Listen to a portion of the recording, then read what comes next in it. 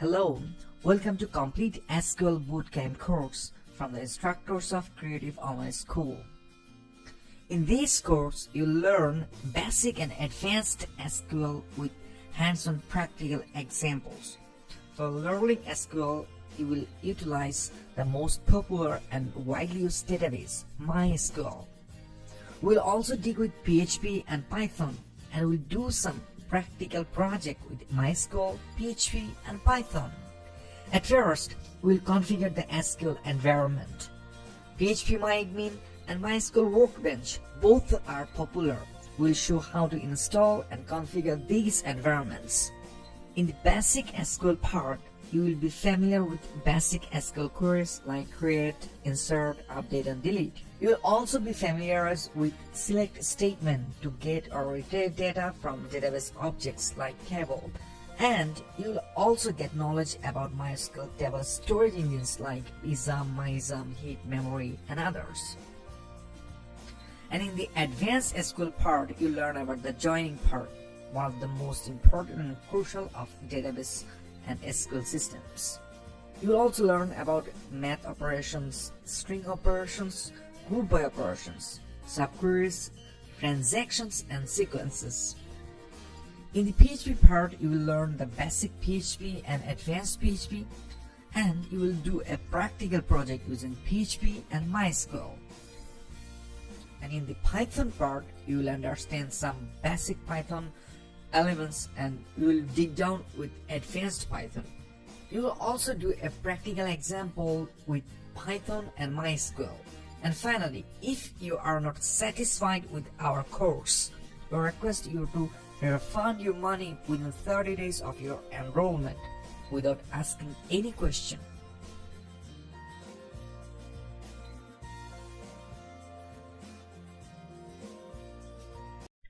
Hello and welcome to Learn MySQL with Justin Posey, brought to you by CreativeOnlineSchool.com. A little bit about me. I have 9 years in web development, and my specialization has been in MySQL and PHP. There are other courses available at CreativeOnlineSchool.com. In this tutorial, we're going to go over a basic introduction of MySQL, how to install MySQL Server, PHP MyAdmin, and MySQL Workbench. We're going to teach you how to create databases and tables, how to import and export information from those tables, how to input, retrieve, and manipulate data with SQL, and some more advanced SQL techniques for those who want to get the most out of their system. Well, let's get started then. First, a quick aside about pronunciation. As you can tell, I've been calling it MySQL. That is the correct pronunciation. However, it is also commonly called MySQL. If you hear it called that, don't be confused. It's the same thing. So what is MySQL? Well, MySQL is a relational database management system, or RDBMS. According to a poll by Dell, around 90% of the 300 companies polled actively use these systems in their businesses. So as you can see, the RDBMSs play an important role for almost every company. MySQL is one of the most widely used of the RDBMSs in the world. According to the same poll, 41% of the companies were using MySQL, putting it in the top 3 along with Oracle and Microsoft SQL Server. So now that we know it's important, the next question is, just what is a relational database management system? Let's break it up into 2 parts. First, a database management system is simply a system designed to allow you to store and retrieve information from a database. For example, let's say you wanted to store a list of reservations. A database management system would allow you to put that information into a database, and it would store it for you and keep it available so that you could retrieve that data at any time. However, you can only pull out what you put in. Now, a relational database management system does the same thing, but it uses a particular structure for storing the data called the relational model. This model allows different pieces of information to connect to each other in a meaningful way. For example, if you look at the image on the right, you can see that there are 2 different sections of information. But despite these being stored separately, you can produce a combined section of the information. This is possible because both sets of information have something in common, the activity code. That commonality is what relates them. And storing the information with those commonalities is what makes the database relational. So how does MySQL store and retrieve data? It uses something called the client-server model. In this model, the database typically resides on a server and is accessed via a client through the internet. A client can be an interface for direct manipulation, such as PHP MyAdmin, or it could even be a website, application, or program which operates behind the scenes. Now that we know what a client is, let's talk about how a client communicates with the server. To do this, it uses something called SQL, or Structured Query Language. This language can be used to define, update, and query the database. A query is just a term for the set of instructions sent. Like any language, SQL has a specific set of syntaxes that when sent from the client to the server can then be interpreted by MySQL so that it can take the appropriate action on the database. A quick example of this syntax would be something like select name from person where age equals 21. We'll get into the actual syntax later in the course, but for now, that's how it looks. And the best part is that SQL is used by virtually all relational database systems. So you can use the same set of instructions no matter what your environment is. That's it for the introduction. In the next video, we will go over the different types of data that can be stored within MySQL. Welcome back. In this lesson, we're going to be learning how to install some of the programs required to use MySQL, as well as some we're just going to be using in this lesson. The first two we're going to install are MySQL itself and PHP MyAdmin. Fortunately, we can get both of these in a single package called XAMPP. If you go to the link provided, you will come to this page. And we could sign in with Facebook or Google, but I choose to just use the alternative download, which will take you to this page. You'll quickly have a pop-up which will ask you to save a file. Click Save. We could watch their installation video, but I'll explain everything you need. Now, as you see, this is downloading. I'm going to cut a little bit out here to save some time. Now that it's all downloaded, we just have to open the file, and it'll ask us to run it. You may get a little pop-up that warns about possible slowing down of the installation due to an antivirus, but it doesn't really have much of an effect, so just click Yes. Then you will click Next. And in here, we don't really need most of these things. We're just looking for MySQL, so we're going to uncheck all of these. Remember, we also want to get PHP MyAdmin. We're going to click Next. And you can select the installation folder. By default, it's just C XAMPP. Don't have to click to learn anything more, so let's uncheck that. Now it's ready to install. Unpackaging. And once again, I'm going to cut to the end to save you some time.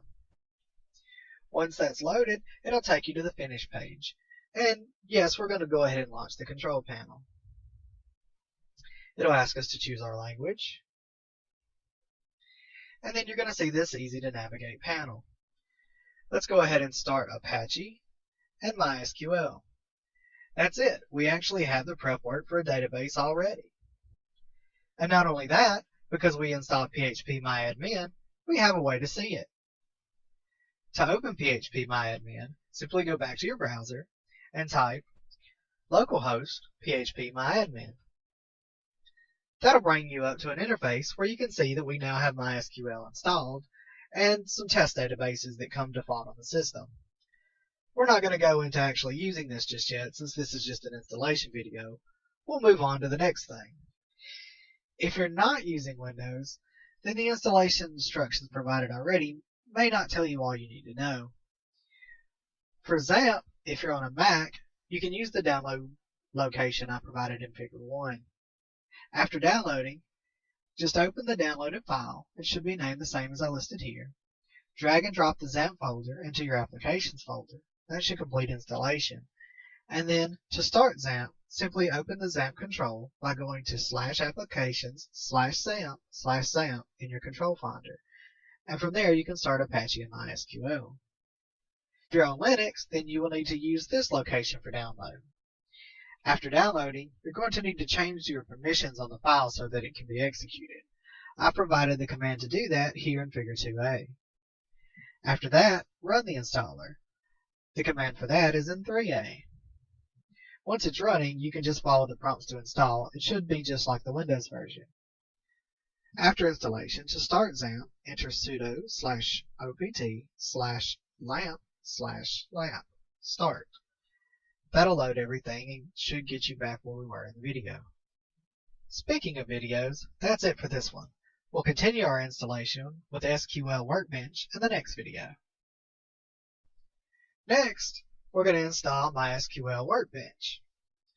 It's similar to PHP MyAdmin, but also has a few bells and whistles that we may want to utilize. Let's go to the download link, and you'll be taken to this page. Now, if you read carefully, you'll see that there are actually a couple of other things that need to be installed in order for MySQL Workbench to work. One of those is Visual C++, and the other is Microsoft.NET. I already have .NET, and you may too, but we're going to need to install this one. If you need both, the installation is the same. So let's click here. It'll take you to this page and ask to select the language. Next, it'll ask you whether you have a 64-bit computer or 32. Click 64 if you have that, which is what I do. Click Next. It's going to start your download. It's fairly small. So now that that's downloaded, we'll just click on the executable, click Run. It'll open up and ask you for you to agree, install, and it only takes a second, and now you have it installed. Simply close this.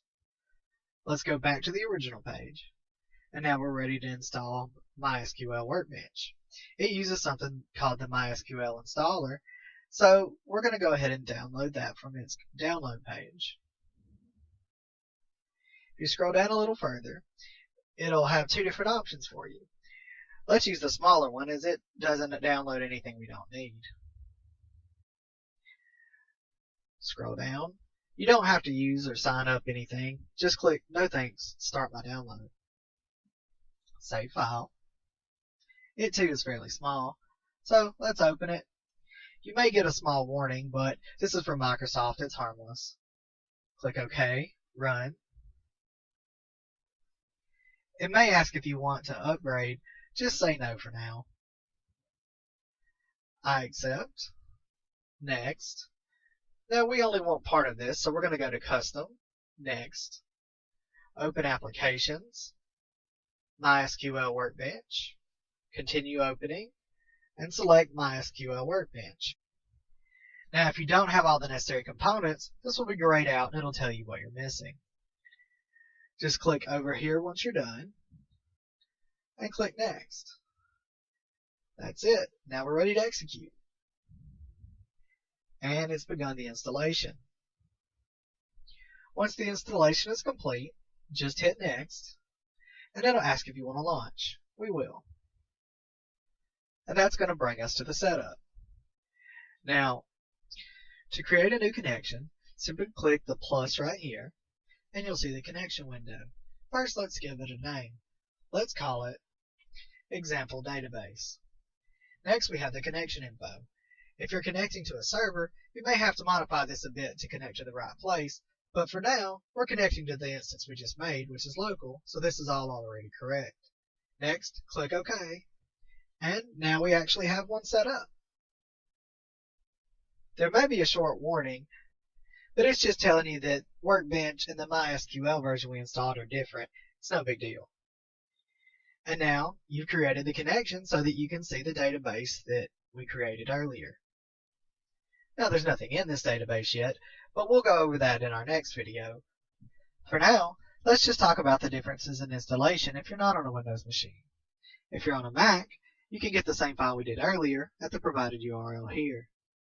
Once it's downloaded, double-click the downloaded file, and then drag MySQL Workbench icon onto the application folder.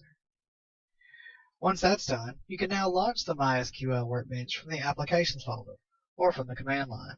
If you want to do it from the command line, the command is below.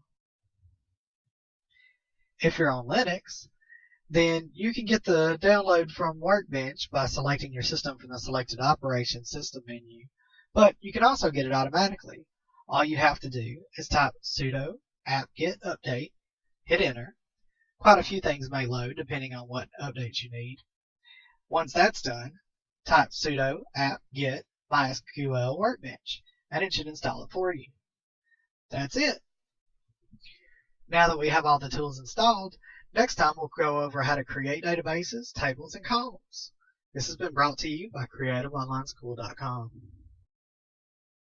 Welcome. In this lesson, we are going to go over data types. Specifically, what data types are, the most common data types, the data types that are supported by MySQL, how data types affect what you can do, and how to choose the best data types for you. So let's get started by going over what data types are. Data types are classifications for data that help to identify what kind of data is going to be stored, as well as how it will be used. What this means is that in effect, you can think of them as identifiers for the containers the data is going to be placed in. In fact, there is an easy comparison with something you are probably already familiar with. That's right. Just like the labels on these containers, data types determine what kind of information should be stored in the container. Also, just like these recycling containers, the data type labels aren't arbitrary. They matter because of what's going to be done with what's inside the container.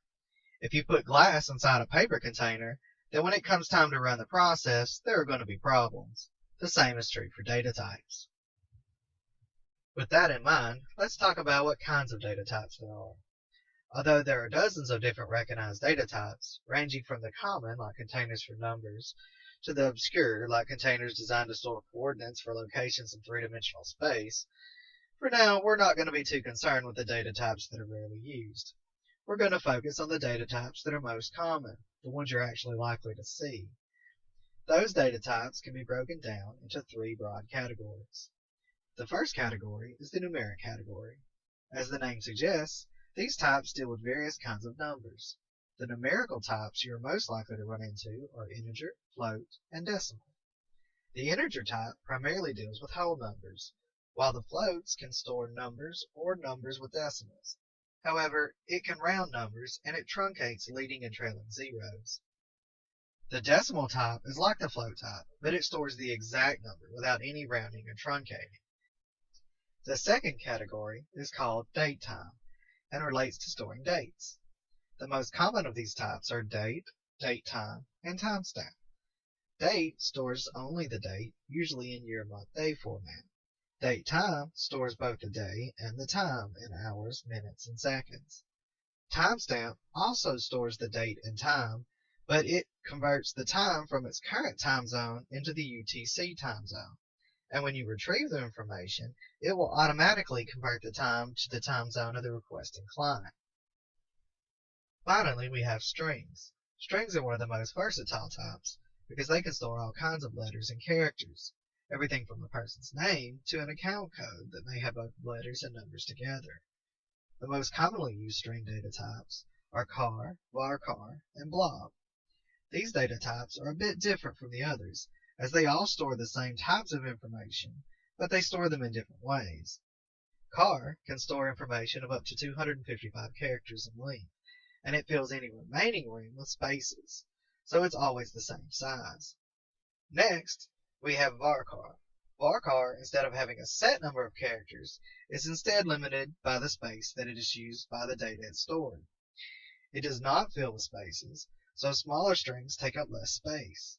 The maximum space used cannot exceed 65,535 bytes. Last, we have the blob. Blob data type, which stands for binary large object, can store up to 65,535 characters. However, it stores the text as binary data, ones and zeros, so it has to be converted back in order to be readable, and that requires more processing. Well, we've covered a lot of information so far, so let's pick up the rest of the lesson in the next video. Picking up where we left off, now that we know about data types, let's talk about how they relate to MySQL. MySQL supports all of the common data types and categories mentioned, as well as having specific categories for spatial types, and it has recently added the JSON data type, so it should cover almost any data type you're likely to have. Beyond that, it also allows for more efficient storage by supporting size-limited types.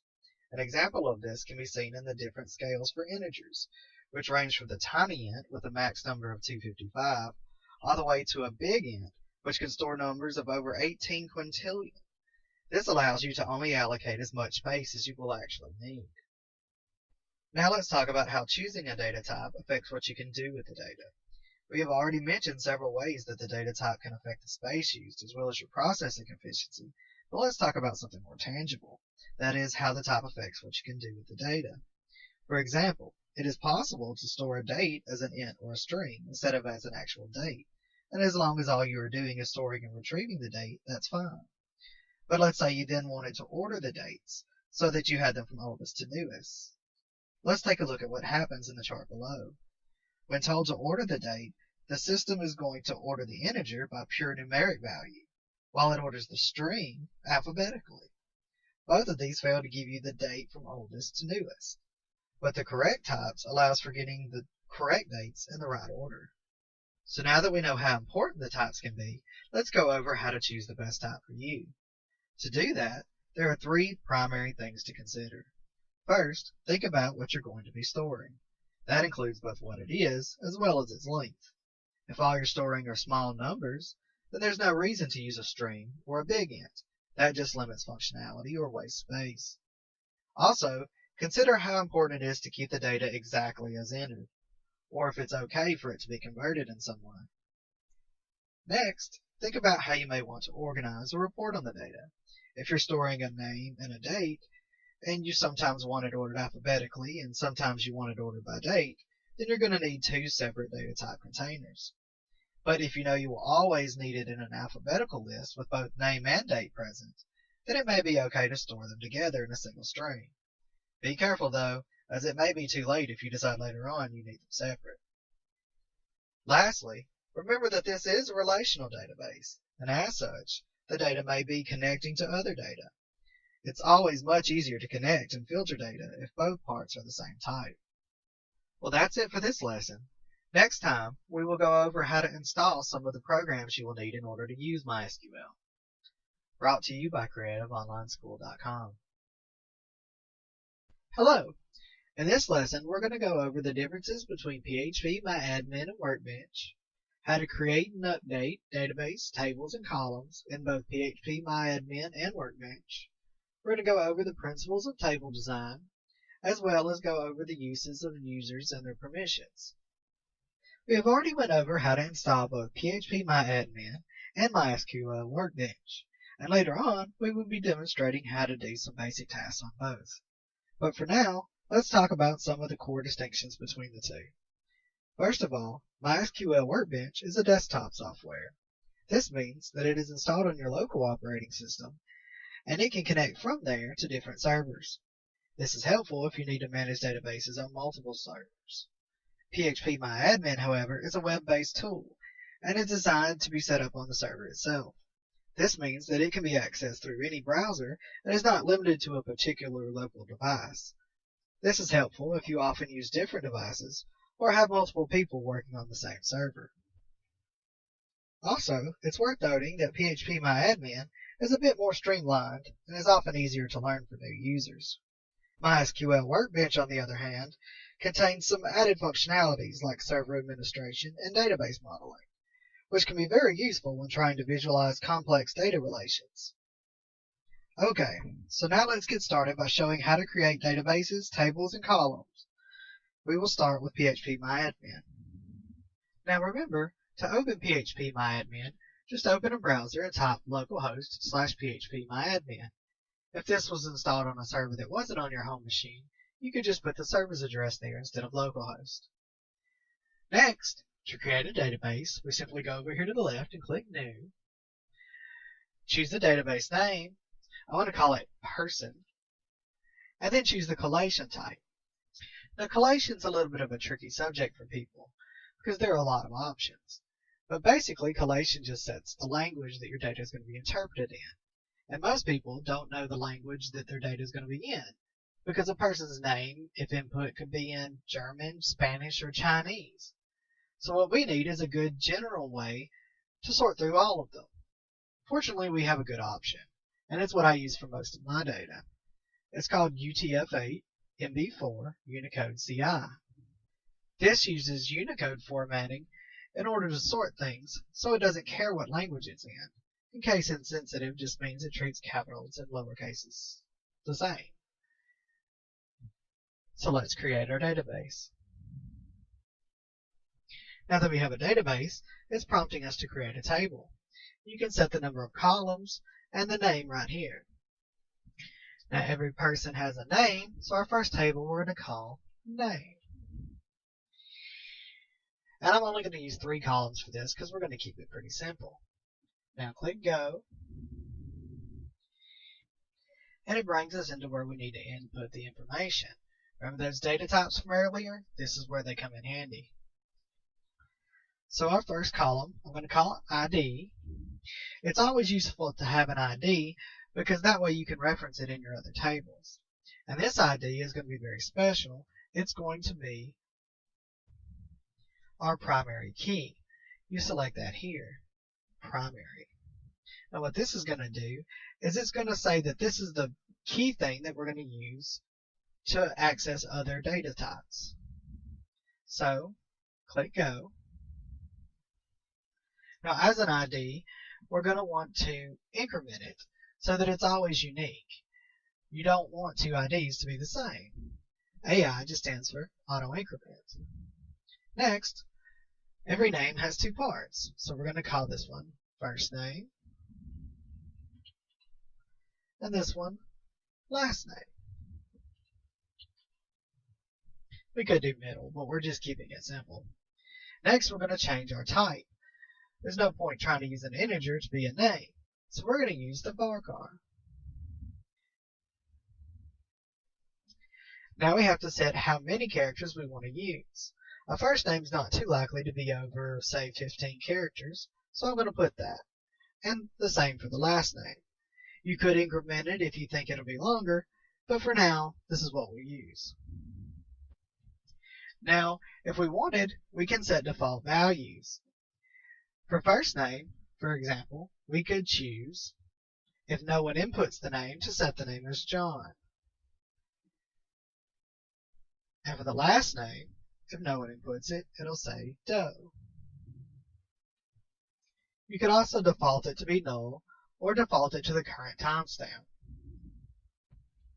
Next, notice you could actually set your own collation for each variable, but we're just going to use the one that we set for the whole table. For attributes, it's going to change a little bit depending on your type, but the primary thing for integers is whether or not they're signed or unsigned.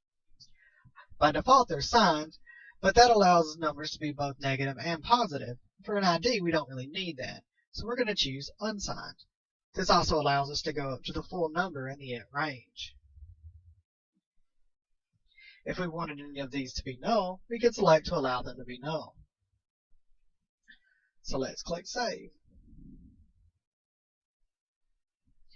And now, we not only have a database, but we have a table, and that table has 3 columns: ID, first name, and last name.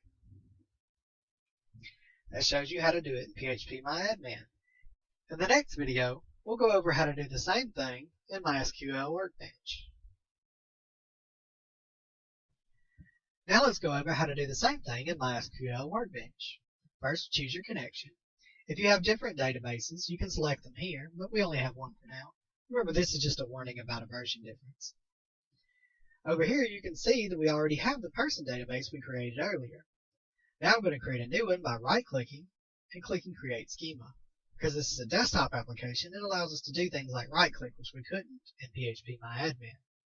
We're going to give it a name. Since we already have person, we'll back up a step and we'll call this one Customers.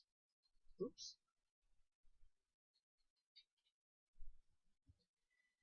Next, we'll choose the correlation type. We'll choose the same one, UTF-8, MB4, Unicode CI.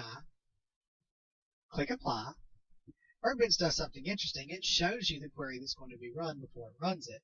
This can be useful if you're trying to learn how they're working. Click Apply. It's executed, so now we hit Finish. And now you can see over here that we have a customer database.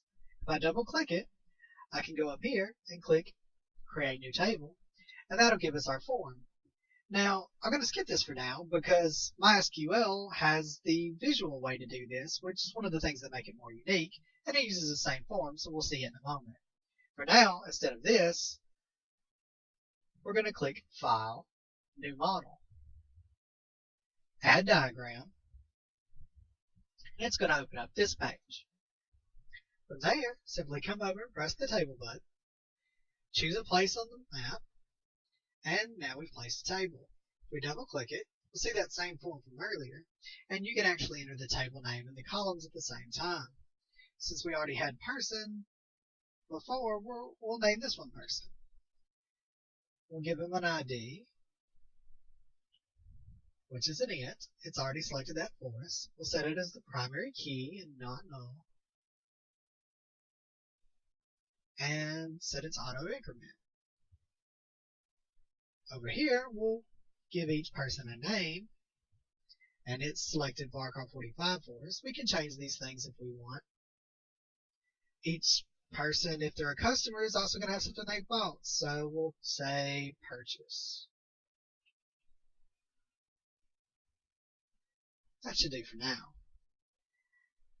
So if I get out of here, you can see that we have a representation of a table with 3 columns in it. Next, we're going to create one from a template.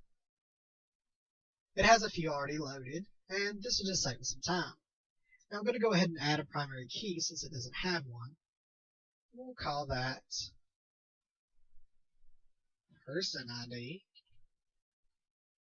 since we're going to try to connect these in a moment. We'll set it as an int, primary key, non-null, and auto-incrementing. Now we have these two tables, and it can actually help us visually connect them. And the more tables you have, the easier it'll be to see how things connect if we do it this way. Also, it has a very handy feature of if you select down here and you select 2 tables, it'll automatically create a table that has the things they have in common in it. In this case, it has the ID from person and the person ID from user copy 1. These are called helper tables and can help you make your queries a little bit easier to use. Now that we have some tables, let's save them. You come over here to File, click Save Model. You can locate it anywhere you want. I'm just going to call this Model 1 for now. Click Save. Now that it's saved, we can come up here to Database, Forward Engineer. All this stuff will just stay the same. And it should be processing. If everything goes well, those are checked. We close it. And now, when we go back to look at our customers table, we can expand tables and see that we now have person has user, and user tables. All 3 of them were automatically created for us. And if we expand, we can see that inside there are columns for ID, name, and purchase. Well, that's how to make databases, tables, and columns in PHP MySQL. In the next video, we'll go over some principles on how to best structure your tables so they can be used together. Now that we have covered how to make tables, let's talk about some principles of table design. That is, some things you should think about when deciding which columns will go into which tables. The first and most fundamental is the idea of avoiding redundant data. Redundant data is what we call it when you're storing the same data multiple times or in multiple places. This wastes space and can lead to slowdown or even data inaccuracies if one gets updated and the other does not. Here's an example of redundant data. We are storing Dave's name, address, and email multiple times, which wastes space and makes keeping it up to date difficult. The second thing to think about is how the data will connect and include what's necessary to connect them. We call these keys. You already saw how we set an ID to be a primary key, and that's the primary way that data is going to be connected to other tables. So what does that look like? Well, let's try and fix our table here. First, to avoid redundant data, we keep info about the person in its own table with a primary key of ID. Next, we create the table for purchases. Notice the column on the right called Person ID. It stores the information needed to identify the correct person. We call these foreign keys, and it allows this data to be connected back to the primary key in the person table. Our last guideline is related to the other two, and that is that you need to think about what you're going to do with the data and how you're going to want to view it. This will help you to determine which tables need to connect to each other and which may be fine on their own. An important part of this process that we haven't currently covered is what happens when different people have different needs. This is handled through a combination of users and permissions. There are three main uses of users and permissions. First, it allows you to determine what actions a person can take on a database. You may not want everyone who can see the data also being able to enter new data or update it. The four primary permissions are read, write, update, and delete, and they allow a user to do exactly what you would expect. Next, you may want some people to be able to access some of your data, but not all of it. This is common, especially if you have sensitive information in some tables, but that's okay because permissions can be set per table, so you can choose to allow access only to what you want that user to have. And finally, a user can also be set so that they can only access information if they are making the connection from a specific place. So you could only allow access from your office, or only allow connections from other servers that you own. This greatly helps with security. Let's quickly go over how to create new users.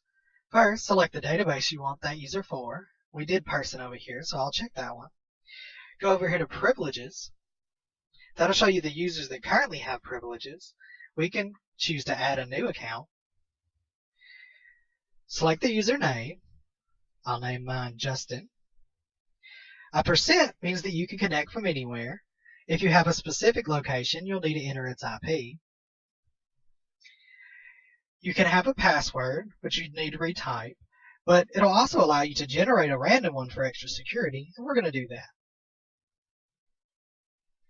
You can see that it's selected to grant privileges just for this table. If you wanted it everywhere, you could check here. Now, all of these here on the right are pretty much things you're only going to want your server administrator to have, but for generic users, you're only going to be using data permissions. Select, insert, update, delete. File also helps if you have files that may be uploaded or downloaded. But we'll give this particular user select and update. Next, click Go. And that was created. I've now added a new user. So if we go back to person and go back to privileges, you can see the new user, Justin, has been added. For Workbench, to add a new user, all you have to do is select the table, go to Server, Users and Privileges, Add Account, select the name. You can see we've already used Justin from the one we added in PHP MyAdmin a moment ago. So for now, I'll just name it New Justin. We're going to leave it at %. It doesn't generate a password, so I have to make up one, and I'll use one that I choose to use, even though it thinks it's weak. It's only for a demonstration after all. We click Apply, and you can see New Justin has been added. Now, you can go over to Schema Privilege, choose to add an entry. You can choose whether you want this person to have access for all the databases or just a selected one. We're going to select Customers since that's the one we created here. Click OK, and then we can select our Select, Insert, Update, and Delete privileges that we normally have for our users. Click Apply, and there you have it. We have a new user with the permissions we want. Next time, we will go over importing and exporting data. This has been brought to you by CreativeOnlineSchool.com. Welcome!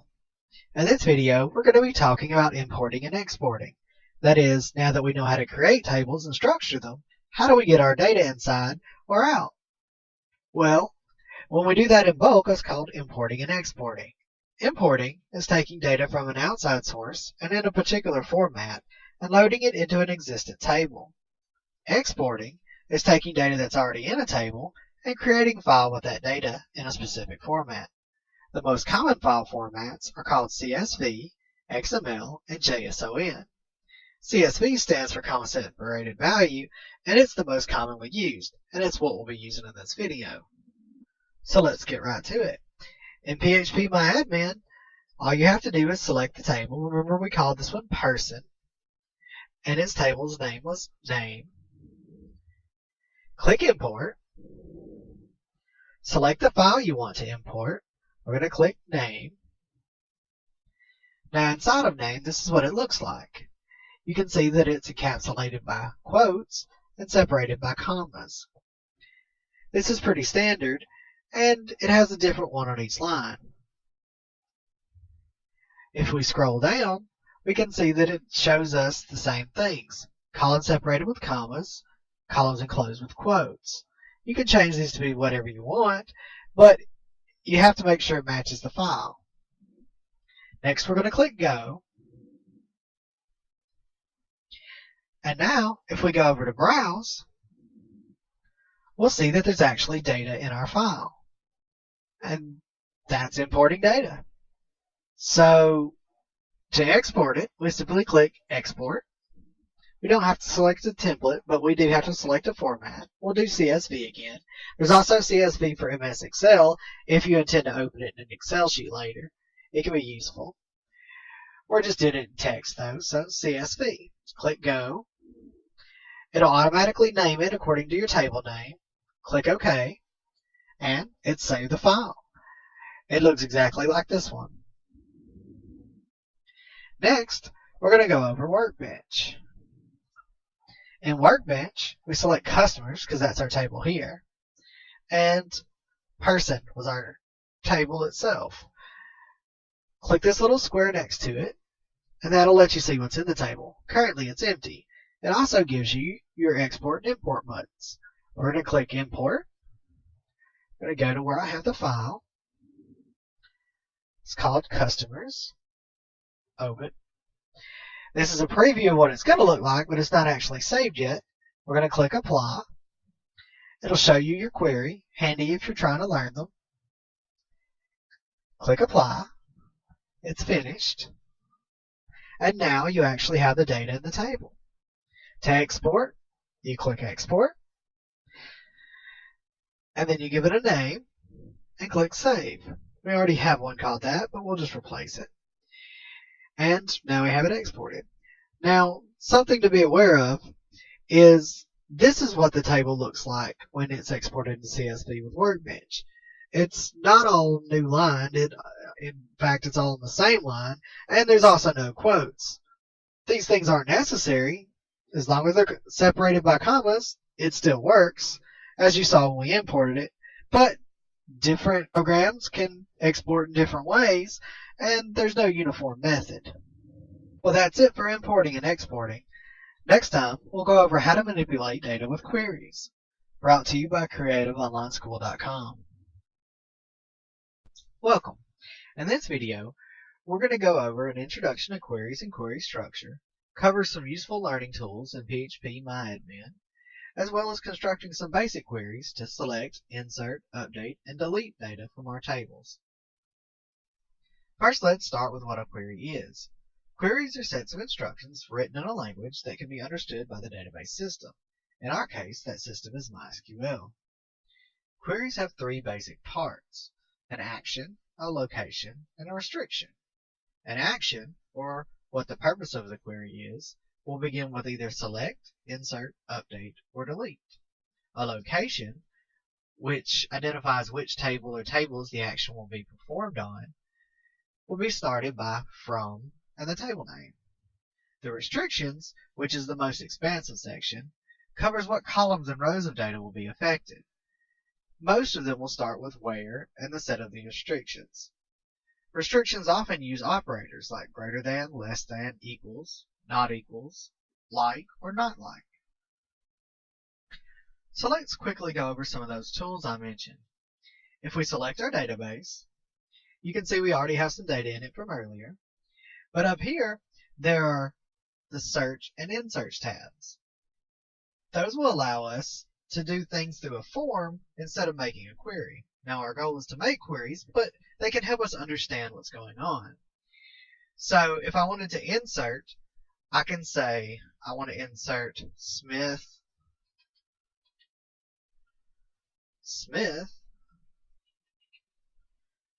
and then just click Go. And you can see the insert it created. This is the format it follows. And now we're on the SQL tab, which is where you will write your own queries. And that brings us to the second thing that it has that's useful. It allows you to have default formats for deletes, updates, inserts, and selects. These tools can be very helpful when you're still getting used to the whole formatting of queries. But let's start making our own. For now, I'm going to use their preset format. This is a select. It's selecting ID, first name, and last name columns from the table name where1. Saying where1 is like saying where nothing. You don't even actually have to have this, but it uses it in the default. And I'll click Go, and you see it gives us all the things in the table. ID, first name, and last name, and everything in here. Now, we can edit in line to make things a little easier for us. And if I were to change ID, first name, and last name to star, I'll actually get the same thing because star means everything. That way you don't have to list them all out. So if I click Go, I get the same results. Next, let's go back and say where first name equals James. Now, because first name is a character set, we want to put the value in quotes. That identifies that we're talking about characters. If you don't put it in quotes, it's going to assume it's a number, and we'll probably get nothing in this case. So we click OK, and it gives us only the records who have a first name of James.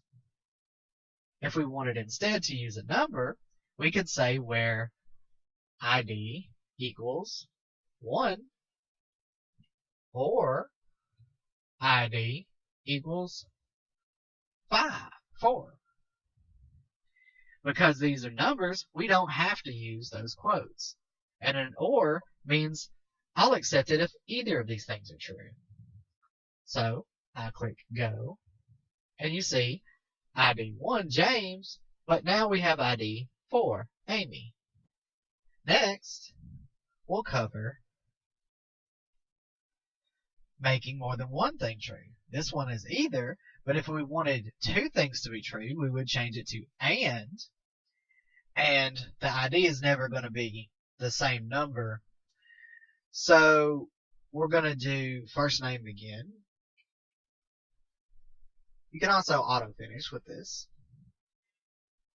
Equals James. And remember when we just had James, we got 2 results. But because now we're also requiring the ID to equal 1, we only get 1 James. Next, let's change our search so that we only want the first name and last name. Let's say we didn't care about ID. I can change this to first name, comma, and when I run it this time, ID is no longer in the column.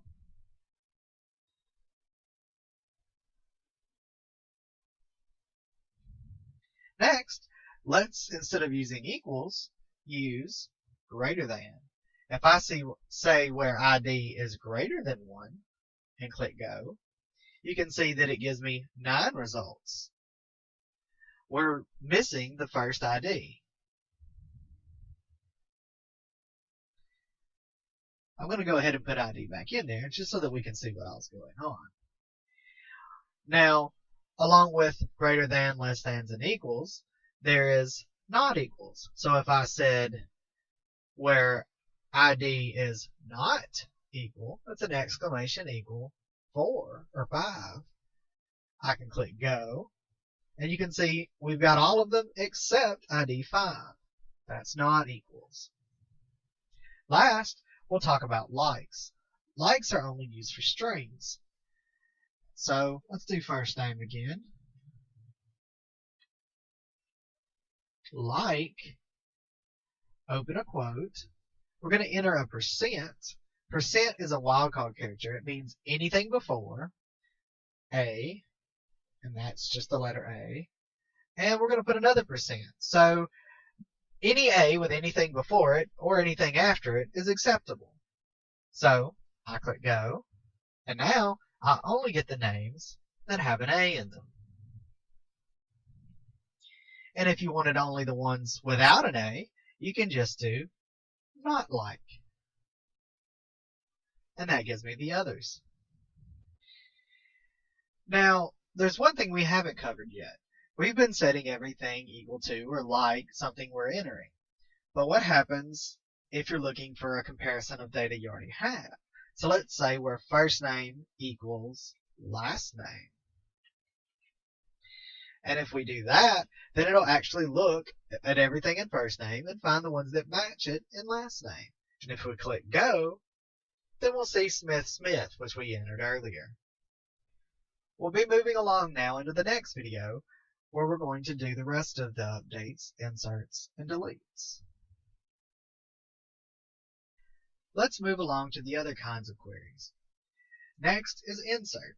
The primary difference between inserts and selects is that when you're selecting the table, instead of selecting from the table name, you're going to insert into the table name.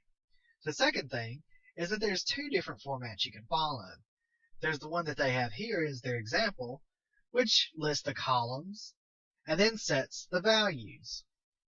If we were to enter values for these, and we're going to remove ID since that one auto increments, we don't actually want to assign any values there. And then we were to just replace these with Bobby Holmes. When we run this one, you can see Bobby Holmes was inserted into our database and the ID was auto increment.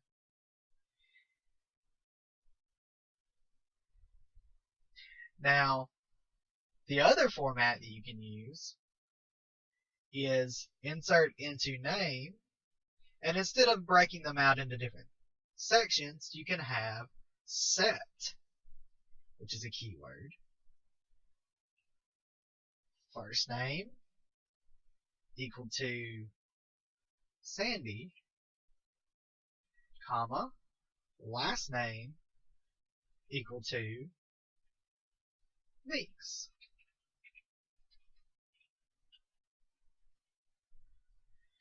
And if we hit go, you can see that that also got inserted. Now, which format you use is entirely up to you. If there's only one or two values, it's often easier to use the second one. But when you're doing a big list of values, this one's much more efficient. Now we're going to move on to deletes. Deletes are one of the more interesting ones because they're very dangerous. As you can imagine, you don't want to lose your data. So it's much like a select. You delete from table and you have your where condition. Now, the reason they're dangerous is because if you don't do anything to this where condition, it's going to delete everything. So you have to be really careful what you're deleting. So it's often wise to actually run a select so that you can see the data before deleting it. So we're going to run a select, and we'll select star. And to do this as an example, we'll just say where ID equals 5. If we run this, then we can see which record we're going to delete, Sam Johnson. So I'm going to go back to the SQL, paste in the query we had, change select star to just delete. And when I run it, it will delete that record. You can see we no longer have an ID of 5 in here. Next we have updates. Updates use the format update, table name, and then it does set column equal, just like the second set of inserts we saw. So if I were to set, again, we don't have to do ID. Actually, we could do ID in this case because we're not inserting a value. Of course, we don't usually want to mess with those, but just to show you how it works, I'm going to set ID equal to 5, since I know there's not a 5 because we just deleted it. And then first name will be set to Billy, or Bully.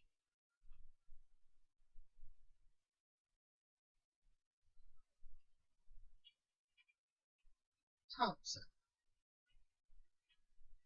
Now, again, your where is going to be important because you don't want to update everything. And if you ran this, it would update everything. So we have to insert our where, and we'll do where ID currently equals 10. We'll update that to 5, and that way we can see the change. And if I hit go and look at the data, you can see we now have a 5 of Bully Thompson, but we don't have a 10 because that one was updated. And that's how to do inserts, updates, and deletes.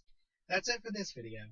Next time, we will begin discussing some more advanced concepts and query techniques. Brought to you by CreativeOnlineSchool.com.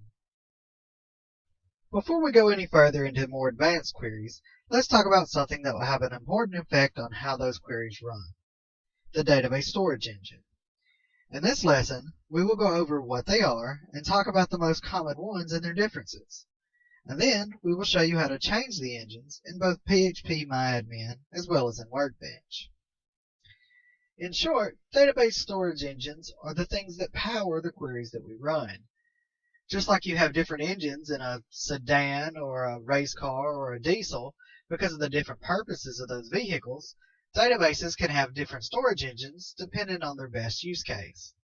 There are 4 primary database storage engines: CSV, ISAM and MySAM, heap or memory, and InnoDB. First, the CSV storage engine. CSV storage engine, as its name implies, has tables that are really text files with comma separated values, just like the ones we were importing and exporting earlier. This allows the exchange of data with applications that can read and write to CSV format, but CSV tables are not indexed, and that can make them be extremely slow when running queries. They're mostly created just to assist with large imports and exports. The ISAM and MyISAM storage engines were designed with the idea that a database will be queried far more often than it will be updated. That is, based on the idea that selects will be what you'll run most of the time. As such, it's very fast when running those, but it can have some issues when you have frequent updates or inserts, especially ones run at the same time. This is because it doesn't support transactions. Each individual statement is run on its own, and they can sometimes overlap with each other if they're coming quickly. Also, it's not fault tolerant. What I mean by that is that if something goes wrong and your disk is corrupted or your hard drive fails, it's quite possible you'll lose everything. MyISAM is an upgraded version, and it allows for table locking and some better fault recovery to address those 2 issues, but it also requires periodic clearing of wasted space, and so is a little bit more labor intensive than the other options we have. Heap, or as it's recently been renamed, memory storage engines, allow for temporary tables that reside only in memory. They are faster than even ISAM or MyISAM. However, there is greater risk of data integrity issues because your data will be lost if it's not saved prior to shutdown. So if the power goes out or it locks up, you're going to lose a lot of your data. It's not really designed to be in long-term use. The last storage engine I'm going to talk about, and the one you may remember us selecting earlier in our databases, is called InnoDB. It was designed to address the ISAM and MyISAM issues with their transactions and their lack of foreign key support. This allows for better handling of parallel insert updates and deletes, so they're not likely to interfere with each other. However, it's slower than ISAM and MyISAM when it comes to doing select statements. As such, it can be very good for small to medium data operations, but if it's too large, it may need to be used in conjunction with MyISAM or memory, so that you can run the selects from there and then do the rest with NODB. Now that we know a little bit about the engines, let's go over how to change them. Here we are in PHP MyAdmin. All you have to do is click on your table, go over here to Operations, and you can see the drop down for Storage Engine. We currently have NODB selected, but you can choose CSV or MyISAM. Depending on the interface you're using, you may have different storage engine options. These are the ones we have for PHP MyAdmin. Next, we'll go to Workbench. To change it in here, once again go down to your table, just click this little wrench next to it. That'll open this window, and you can change the engine. You can see we have a few more options here. If I wanted to change it to MyISAM, I just click Apply, and you see the query, and now it's finished. They're very easy to change, and as such, you can use whatever engine you currently need. Well, that's all for storage engines. In the next video, we will go over some more complex queries, such as how to use multiple tables. Brought to you by CreativeOnlineSchool.com. Welcome! In this video, we're going to be going over joining, specifically what joining is, the different types of joins, some basic queries using joins. We'll then go over how to do multiple joins, as well as how to use the having clause, which is used with joins. So what is joining? Well, joining is the process that allows data from multiple tables to be used. So far, we've only been running our queries on one table, but most of the time you're actually going to need to use two or even more. The four types of joins are inner, left, right, and full. An inner join, often just called a join, returns records that have matching values in both tables. It's the most common type of join and the one you're most likely to see. If you look at this picture, you can see that of the two tables, only the inner portion where they overlap is returned. A left outer join returns all records from the left table and the matched records from the right table. So if you look at this image, you can see that it will return the entire left table, but only the portion of the right table that matches the criteria. A right outer join returns all records from the right table and only the matched records from the left. As you can see here, it loads the whole right table but only the matching records from the left. And a full outer join returns all records from both tables when there is a match in either the left or right. So it returns everything where either side has the value you're looking for. So let's get started on those queries. As you can see, I've created a few tables here. But for now, we're only going to be using the name and purchase tables. I've moved to Workbench because it allows us to see our results without clicking around quite as much. Our name table is just what you saw before. And the purchase table has some product names along with a name ID, which relates to the name.id, and the DOP, or date of purchase. So if we wanted to add the name to this list of results, we can simply say select star from purchase, join name, which is the other table we need, on, and this is where we specify how they're connected, name.id. Now, using the dot syntax simply helps you connect the name, the column and the table, because ID exists in both tables. If we don't specify this, it won't know which ID we're comparing to. So name.id equals name_ID. And if I execute this, you can see that it gives us our results. Notice that even though there's 15 names and even more purchases, we've only got the results where the name ID equals the name.id. That's what makes this an inner join. To make this a left join, We use the same syntax, but we change join to left join. When we execute this, you can see we've now added the row for peas. That's because there was a purchase for peas, but no name ID was recorded. So now we have all of the products, but we have null for the name because we couldn't match that record. To make this a right one, we change left to right. And when we execute it this time, we get all of the names, but it only has this many products to match. That's because there were no purchases made by these people. So everything else is null. Null just means empty. Now, if we change right to full, we're going to see that it actually gives us the same result as an inner join. That's because it's defaulting to an inner join because MySQL doesn't support the syntax for full joins. You have to achieve a full join by combining a right and left join. However, that requires a few things we haven't covered yet, so we'll have to push it off until later.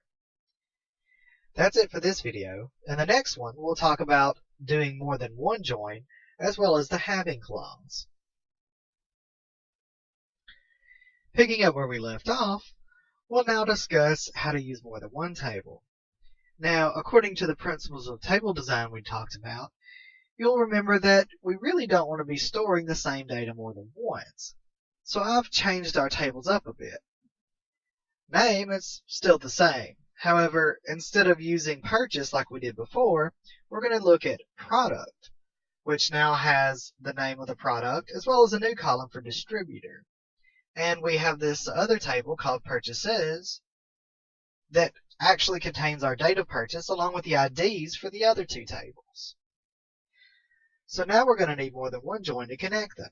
If we start with the basic join we had before, with select star from purchases, join name on name.id equals name underscore ID, then we simply do another join on product with product.id equal to product underscore ID. And if we execute this, we'll see that it actually combines all three tables. It has the name as well as the product and the distributor. However, there's a couple of things that aren't ideal here. First, you can see that the column for your product name is just called name. This could easily be confused with a person's name. Also, when typing these, we're having to use our table names, and that can get long after a while. So we're going to solve both these issues by using something called aliases. To do that, we simply assign another value to the word that we're using. For example, purchases we can shorten to P. Name can be shortened to N. And product could be shortened to Pro, since we already have a P. And then instead of having name, we can just have N. Instead of having product, we can have Pro. And when we run it this time, we get the same result.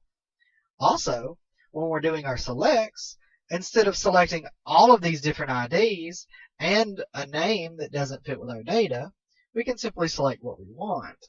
So we can say name underscore ID, product underscore ID, DOP, first name, last name, oops, that is in capital, and then instead of using, we'll still select name, but instead of calling it name, we're going to say as product name underscore name. And we don't care about distributor right now either. So now when I execute, we're going to get a much cleaner list. Instead of name, it now says product name, so I can keep it clear. And I didn't have to retype the table names every time I was getting specific. In fact, if I wanted to add the IDs, I could even say p.id, n.id, ID and pro.id. And then I can add those IDs back in the select. And I could give them some names if I needed to keep them uniquely identifiable. So the aliases work both ways. But for now, we'll go back to our original information. From here, we're going to talk about the having clause. The having clause allows us to further filter our data now that we have it looking the way we want. To use the having clause, we'll go to the next line and simply type having, and let's say we only want them after a certain date. So we'll say DOP greater than, and we'll put it in quotes because it's not an integer, and we'll hit execute. And now we'll see that we only have the results that are further filtered by having a date later than the one we selected. Now, this looks a lot like the where clause, and in fact, you can even use them together, where last name like O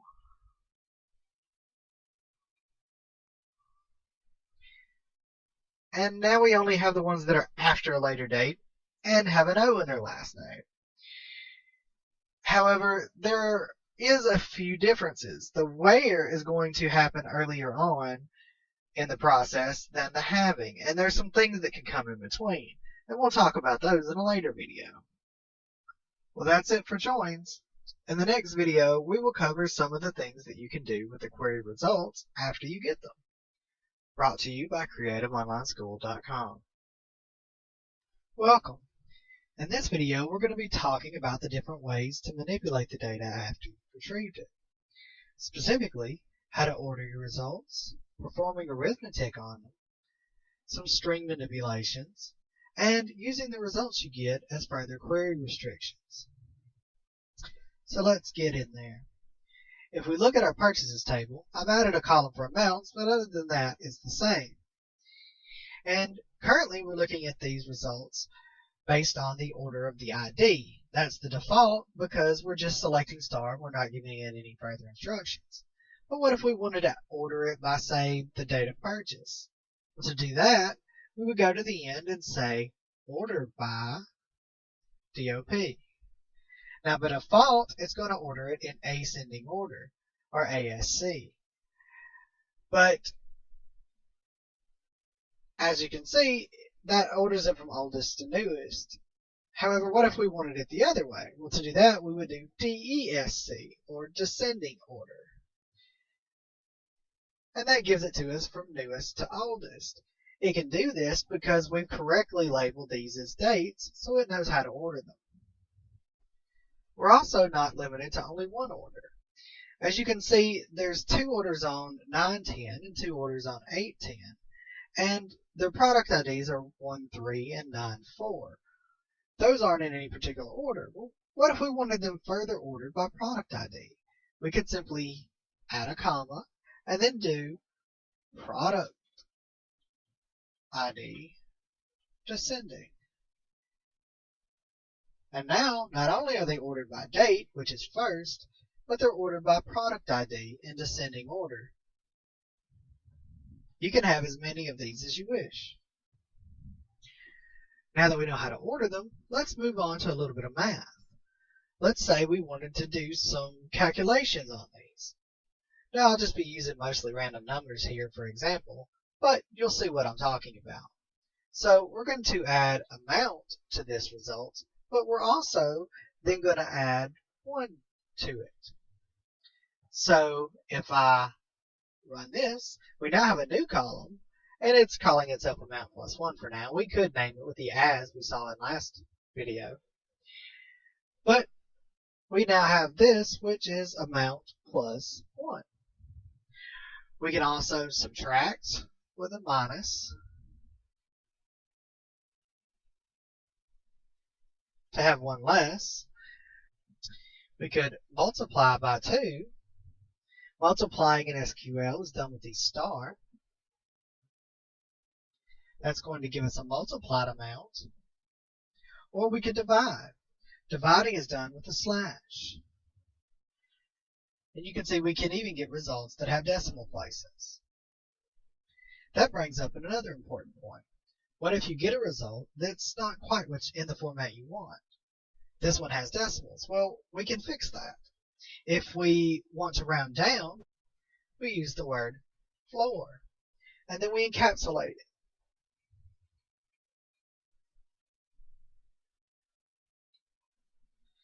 By doing this, it rounds everything down.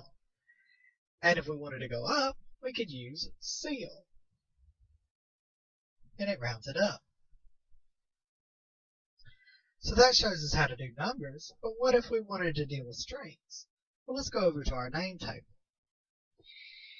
We have the names first and last, just as we wanted it, but what if we wanted instead to have the names together as full name, or what if we wanted the last name to be first? Well, instead of selecting star, we can select concat, short for concatenation. We open this up and we'll type last name, because that's what we want first, comma. We'll put an empty space here so that there's a space in between, and we'll enter another comma, and then we'll do first name, and we close it. So now when we run this, we're getting Donovan James as one field. Well, that's great for combining things, but what if you only wanted part of the name? Let's say we only wanted the first letter of the first name. Well, we can do that with a substring. In here, we can put substring, or substr. We'll open it up. We'll use the same name, but now we'll add a comma, and we have to select the positions that we want. Because we want the first letter, we're going to put 1, comma 1. This is from position 1 to position 1. And then we'll add another close.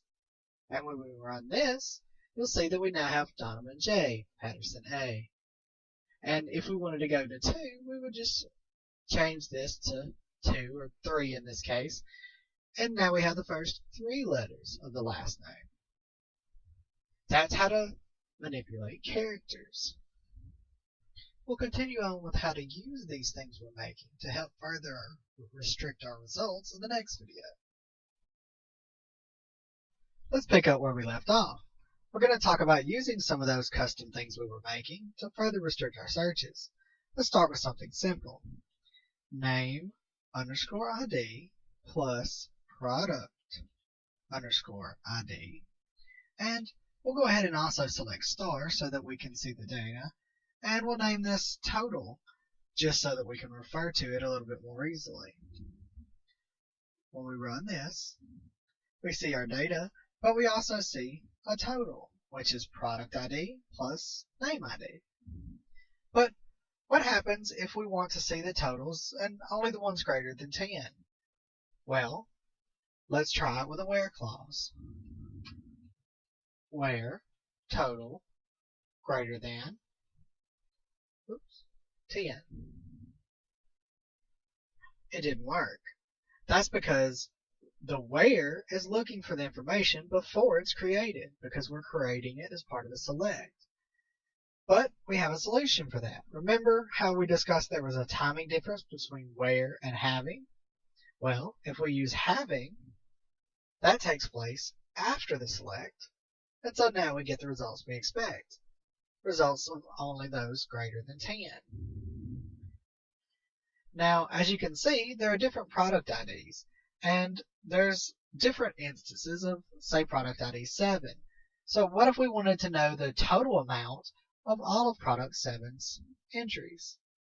Well, we can do that with a command called sum. Go over here and type sum amount. We'll leave it named total. And we'll have to set this equal to product ID equal 7. Otherwise, we'll get a total of everything in amount. So we'll execute this. Oh no, it didn't work again. Well, that's because having doesn't have access to the information that's not created from the data. So this one needs to be aware. The basic policy is that if it's in the data already, use aware. If it's something you're creating as part of the query, you just have it. Now when we execute it, you'll see that the total for all of those amounts is 13. Now let's say instead of sum, you wanted to find the average of the numbers. You can simply change sum to average, or AVG. When we run this, you'll see the average of those numbers is 3.2500. We could floor it or seal it if we wanted to round it off, but we've already seen that.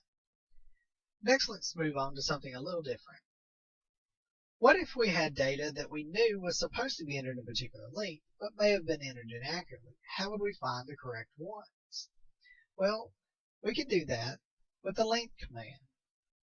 Let's say select length, first name, as total for naming purposes, and we'll also select star so that we can see exactly what we're lengthening. And remember, because we're creating this in the query, this is going to be a having command, having total equal to 5. If we run this, then we only get the results where there are exactly 5 characters in the first name field. This is very handy if you need to validate data of a particular length. That covers most of the basic things. In the next video, we will cover how to use these data manipulations more efficiently and how to get multiple results with grouping. This has been brought to you by creativeonlineschool.com. Welcome. In this video, we're going to talk about grouping. Specifically, grouping as it relates to data, how to use grouping to get a single result, how to use grouping to get multiple results, how to use grouping in combination with other query actions, like the math or string manipulations we've already covered. So, grouping as it relates to data. Grouping allows us to consolidate multiple rows of a result based on a common data value. That means if our original query produced 5 rows, but they're all for the same person, we can consolidate it down to 1 row. And that allows for the production of a result set that contains only the information that we care about. Well, let's see it in action. We're back in Workbench, and we've already got loaded up a query you've already seen. It's joining the name, product, and purchases tables, and in this case, we're doing it where name ID equals 1. That's the name for James Donovan, so that we can see all the purchases that he's made. And he's made 3. But what if we only wanted to produce one result set? Maybe we're looking at a result that's going to be fed to a program that's going to insert his name into an email. Well, we don't want to get 3 results back because he only has 1 name. Well, to resolve this, we're going to do group by. And we're going to group by, in this case, first name. When we run this, notice that we only get 1 record. And if all you need is a consolidated report and based on first name, you're fine. But what if we wanted to go a step further? What if we wanted to see what his most recent purchase date was so that we can include that? Well, normally you do that by ordering. And if you order by DOP, descending, you would think that would give you the most recent date. However, it doesn't. That's because the order by happens before the group, and the group rearranges everything. So if we want the most recent date of purchase, we're going to have to do that in the select. We'll get rid of the order by for now. Here, we can select the max DOP, and we'll go ahead and name it max DOP. And when we run this, we've now got a new row. It's showing us the most recent of the dates for James. Well, let's take it even one more step further. What if we wanted to use some math on these functions? What if instead of just some random amount in the group, we wanted to know the total amount of all of his purchases? Well, we can do that too. In the select, we just add sum amount. Because the group by is in effect, it knows what value set you're looking at, and so it will automatically sum them. And so we know the total is 18. He's bought 18 products, and his most recent purchase is on this date. You can see how this kind of stuff becomes more and more useful the more you add. We'll stop there for now and continue on with the rest in the next video. Picking up where we left off, we have a max data purchase and the total amount of his purchases for James Donovan. So what if we're not just looking about James? What if we want to use everyone and find out their maxed data purchase and how many products they purchased? Well, if we remove our where so that we're no longer caring specifically about him, we'll get that list. It's a list of one name and that name's max data purchase and how many items they've bought. However, we've ran into an issue because we no longer have the ID requirement, and there were people with multiple first names that were the same in our database. That's why these numbers are so high. So instead of grouping by first name, we need to group by name.id. Because that's a unique field, we'll know that we'll only have each person once, even if that person has the same name. When we run this, that looks better. Now we have the totals for every individual person that's in our database, even if they have the same name. And we could further refine it with our having clause. We could also say having a max DOP. We did rename that accidentally up here, but it's fine. Greater than 10. And now we've even further refined it so that we only have the most high purchased people in our list. But what if we wanted to add some more information? What if instead of looking for the highest people, we wanted to see the total that each person bought of each product? So let's get rid of that having for a moment, and we'll add another group by. We'll do that by simply adding a comma and now saying name, because name is the field that we have called the name of the product. Now when we run this, we'll see that we not only have the max data purchase for James Donovan, but we have two of them. That's because this is the max date when he bought flour, and this is the max date when he bought butter. And he's actually bought butter twice. That's why his max of butter is 15, but his amount is only 7, because one of the times he bought 7 and one of the times he bought 8. So this breaks it out even further. Now we have a list of the total of each product that every person has purchased, as well as the most recent time they've purchased that product. That's starting to sound like some real business data, isn't it? Now, one of the things that often comes up is if we're selecting their name and there may be other personal information like their address or phone number, how do we make sure that we get the most recent record? Since we're currently selecting what amounts to a random one of these in the group, how do we ensure that we get the most recent and up-to-date information? Well, we're going to have to add some more content.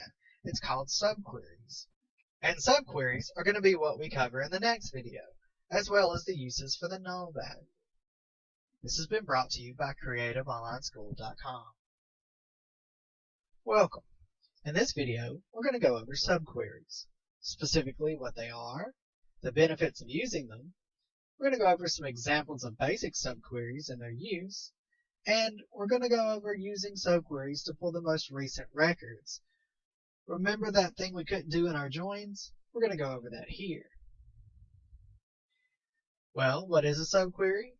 A subquery, also sometimes called a nested query, is a query that is run inside of another query in order to return a row or set of rows of data for use in the primary query. What that means is that you can select data and use it almost as a new table to join in with your original query. The benefits of subqueries are they allow us to dynamically obtain information that we need, and they also allow us to get information in a way that may not be available at the processing state we need. Because of our group by, our order by didn't work earlier, but we can use subqueries to accomplish the same thing and get our recent dates. So let's go over an example of why we would need to use a subquery. You may remember this purchase table earlier. It contains our product info, but it doesn't have a product ID because it was never intended to connect to a product table. Well, if we wanted to use this info in our new queries, we wouldn't be able to connect them because of the lack of a key. However, with a subquery, we can find the appropriate product ID based on the product name. So let's do that. Here, instead of selecting from purchase, we're actually looking for the information that's in product. So we're going to select star from product, where product.name, which was what we had the name of the product as, equals, and here's where we begin our subquery. Select product from purchase where ID equals 9. This will allow us to pull the information that we need based off the product name, because our product table, our purchase table, has the name of product, which is the same as the product.name. So when we run it, we see that P's, which exists in our purchase table, is actually product ID 5. And we could use that information to join it back in with the rest of the data. So that's fine if we know the ID or only want to pull one record. But what if we wanted to find all of the products that match our name that we have in the purchase table? Well, one way to do that with subqueries is to use right join. That will allow us to join all of the results of the query in with the main query. Let's show that now. We'll still be selecting star from product, but now it will be right joined, and we'll start our query. Select purchase.id as PID. It's good to give things like ID that are very vague different names when you're using subqueries so that you can reference them later and so you don't get confused. From purchase. And now we're actually going to do a join in the subquery. From purchase, join product on product equals name. Now we're going to give the result of this a name so that we can use it as a table. For now, we'll just call it A. And we'll say as A, just so that we have some more things here. Now this happens just like a table would. So we're still in the middle of our join. We now have to say what we're joining on.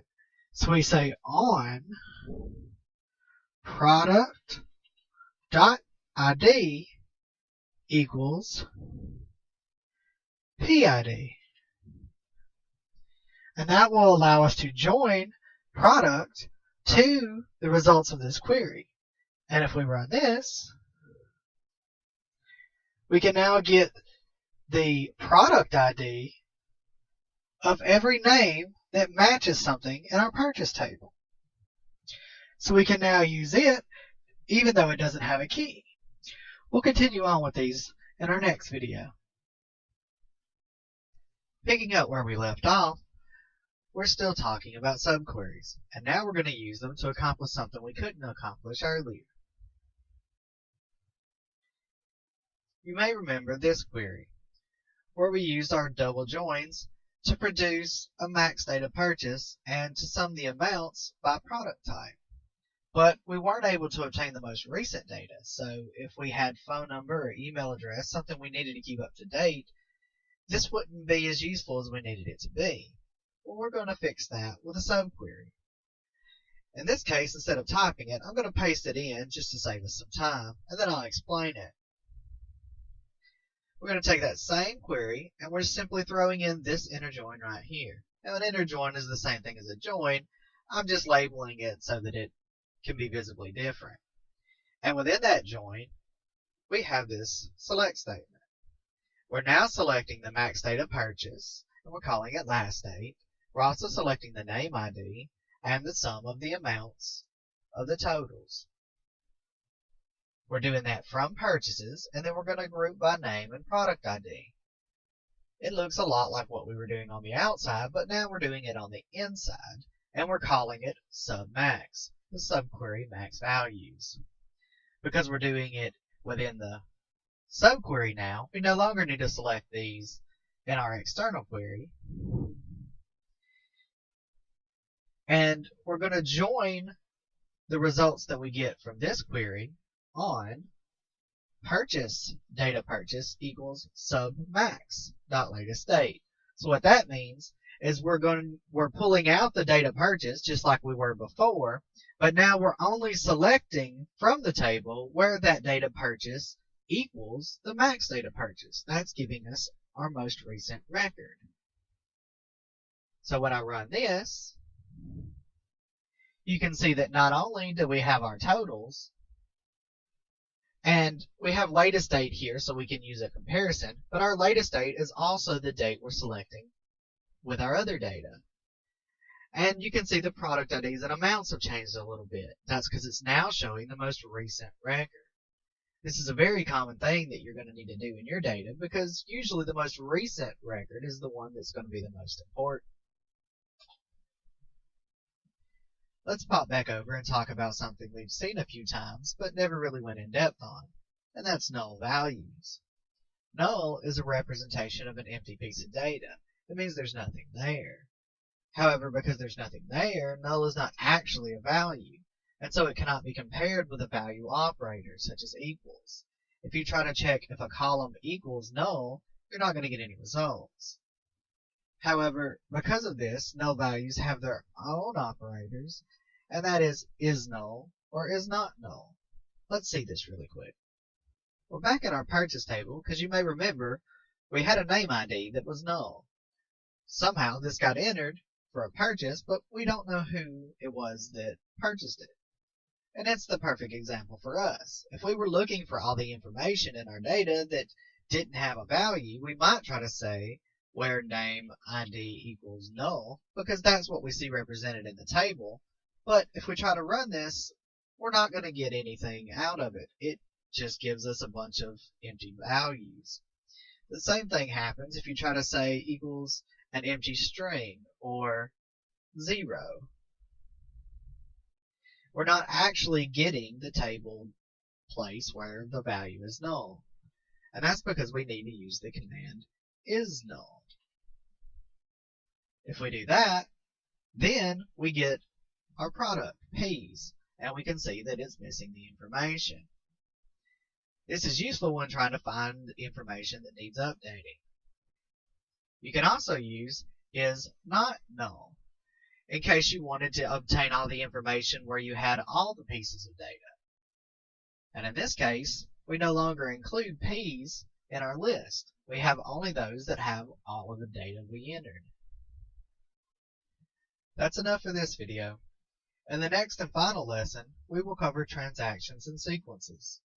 This has been brought to you by CreativeOnlineSchool.com. Hello, and welcome to the last video in this lesson. In this video, we're going to cover sequences and transactions. A sequence is a set of integers, such as 1, 2, 3, that are generated in order on a specific demand. We already saw an example of sequences when we set our IDs to auto-increment in our tables. They go up by 1 automatically. That is, in fact, the most common type of sequence. A transaction is a set of queries that must all be completed before the action becomes permanent.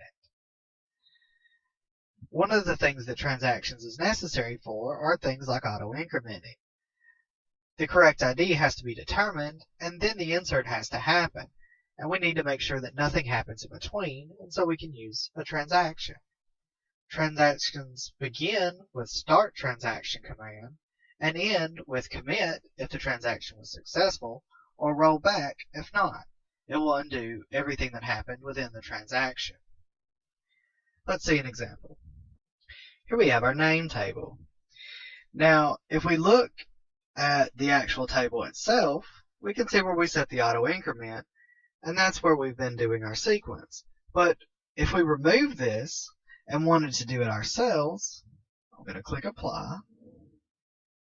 Now it's no longer going to auto increment. Instead, we're going to have to do it manually, and we'll do that with a transaction because we don't want to find out the correct ID to use and then have the ID change because some other insert happened between them. So we're going to go up here and start our transaction.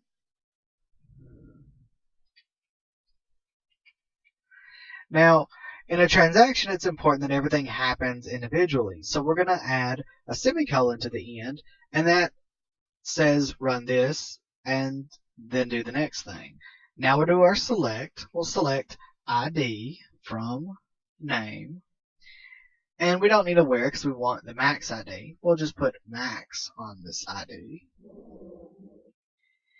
Now we're going to have to do one other thing as well because we need to use this ID in our next statement. We're going to have to assign it to a variable.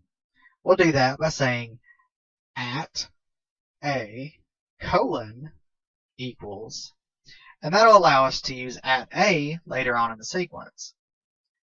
So we'll put a semicolon on this one, and now we'll run our insert.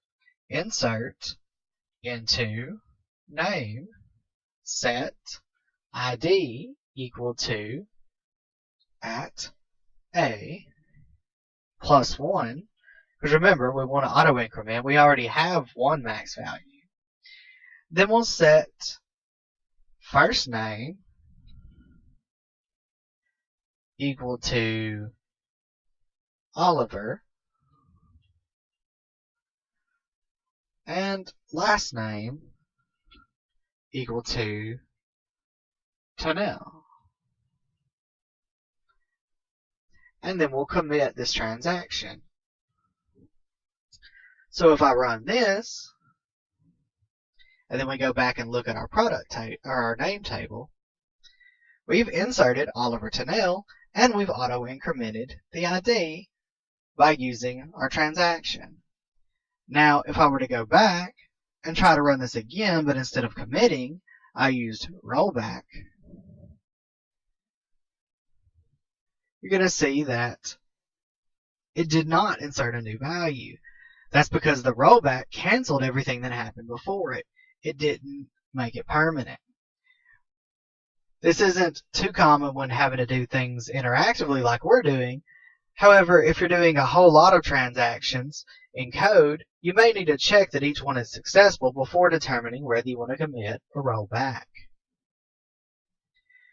And that completes our lesson on MySQL and queries. I hope you enjoyed it. This has been brought to you by CreativeOnlineSchool.com. Welcome. In this video, we will cover Sublime Text and using it for your files, the format for creating a PHP file, what a variable is and how to use it, how to display information with PHP, and then we will use that to create our very own PHP web page. Sublime Text is a text editing program, and it'll help you with your code by taking different commands and symbols and making them color-coded so that they're easier to track. We'll use it for our video to help us see what's going on. If you would like a copy, you can download it at sublimetext.com. So here we are back in our lessons folder. I've created another file called index.php, and I'm going to open it. This is what it looks like inside Sublime Text with some color changes that I made. So to begin a PHP file, we have to identify where the code is going to be. Open question PHP. This indicates that we're making a PHP file, and this is recognized as code. And we'll end it by question close. All of our code will go in between these two things. So first, let's talk about variables a little bit. Variables are containers for bits of information that aren't defined until the file is run. So you can set them in the code, or you can pull them from somewhere else when the code runs.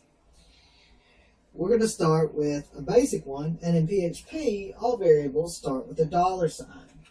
Dollar sign, and we give the name. I'm going to just say var. And we'll set var equal to 4.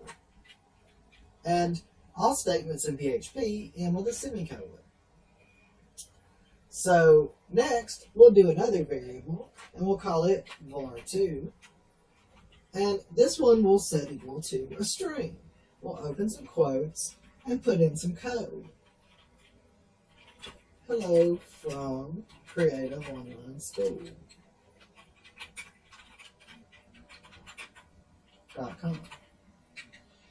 And we'll close this one.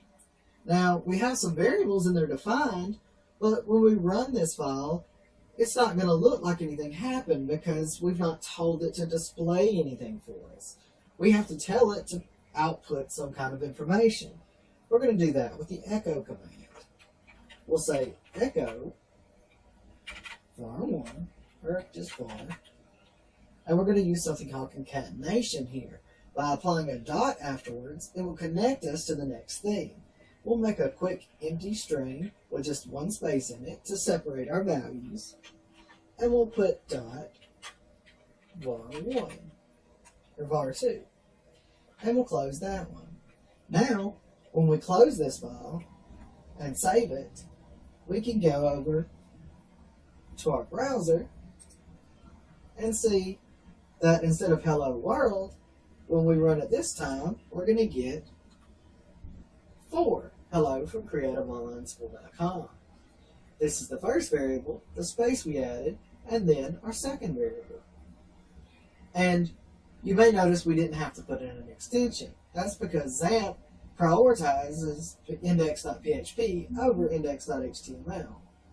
But in some cases, you may need to define that.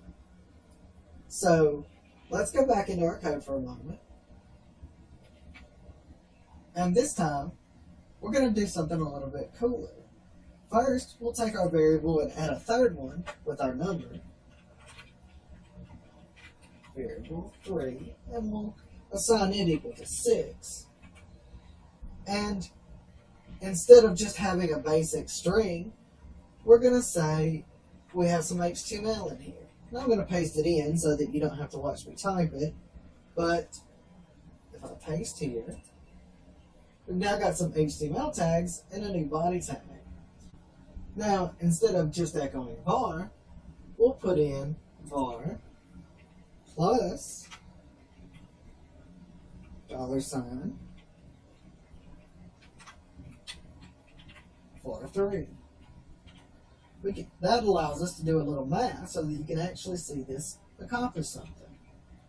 And now that var2 is its own HTML, we no longer have to concatenate it. So we can have this as a statement, and we can echo just var2.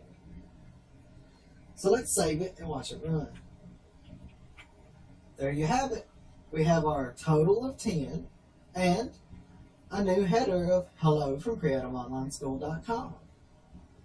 This is the basics of creating a web page with PHP.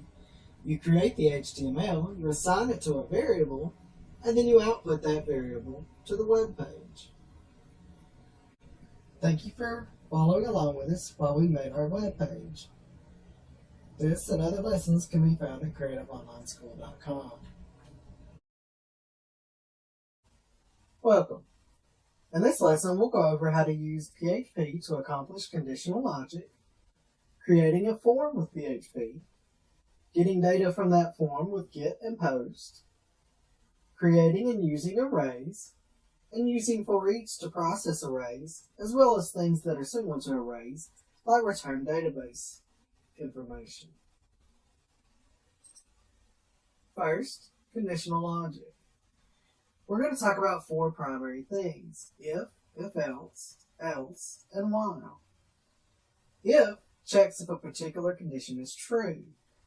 That is, it checks a particular variable and says if that variable is what I expect it to be, or meets the condition that I set, then I'll let this pass and execute my code.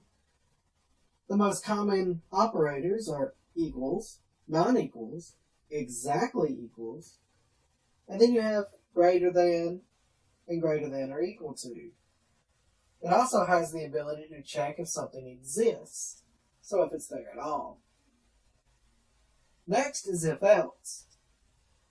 These are always paired with an if, and it creates a subsequent check on the condition if the if was not true. So it tries the if, and if the if fails, it proceeds to the if else. Finally, we have else. It is also always paired with an if, and it comes after all the other if else's. If all the checks fails, both the ifs and the if else's if they exist, then it will execute the else. The while continues a contained process as long as a particular condition remains true. So once it's true, it gets in until it changes. And it uses the same operators that if uses. Here we have the project we made in our last video. So we're going to use it to learn about ifs. First we'll set another variable. We'll call it check, since we're going to be checking it. And we'll set it equal to 5. Next, we're going to go down and set an if around our echo. $check equals equals. Now we're using 2 because if we only use one equal, it'll assign a value to a variable. We're checking if a value is a variable, so we have to use 2 of them. And we'll set it to 4 just so that we can see it fail and know that it's working. Next, we'll open our brackets, and we'll put a closing bracket after the echo.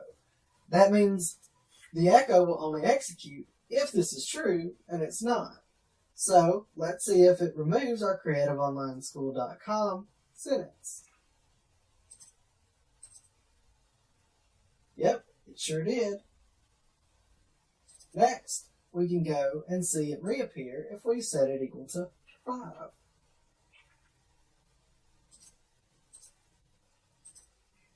This is our new lesson from creativeonlineschool.com. It's back. So, what if we want to do more than one check? Well, we can then use an else if. So you come down here and say else if check. We'll say greater than or equal to, just to make it a little different. And then we can say echo second result. Now, what do you think we're going to get? It's the same. That's because the else if only fires if the if fails. And this one didn't fail. It was true. It is equal to 5, so it never got to the else if. But what if we changed it from 5 to 6? When we launch it this time, we see the second result. That's how ifs and else ifs work. Next, we're going to say else and open it again, and this time we'll echo third creativeonlineschool.com.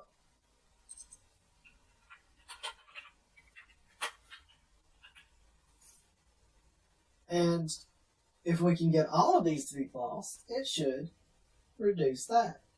So we're going to change check from 6 to 3. And now we see it run. Third creativeonlineschool.com. This works because it failed both the if and the else if. And if it fails everything in the list, it will process the else. This is a good way to catch all if you're not entirely sure what data you're going to be processed. If you don't know what the value is going to be, and it could be anything, then you need an else because you can't check for everything. We'll continue on in our next video.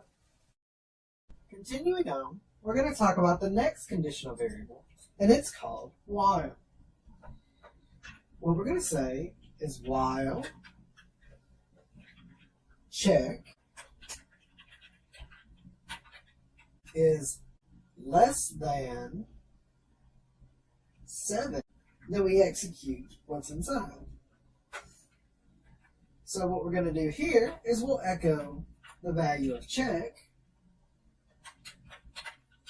along with concatenating a page break so that it goes into another line, makes it easier for us to see. And then we're going to say check plus plus. That's a shorthand way to just add 1 to a variable. Now when we run this,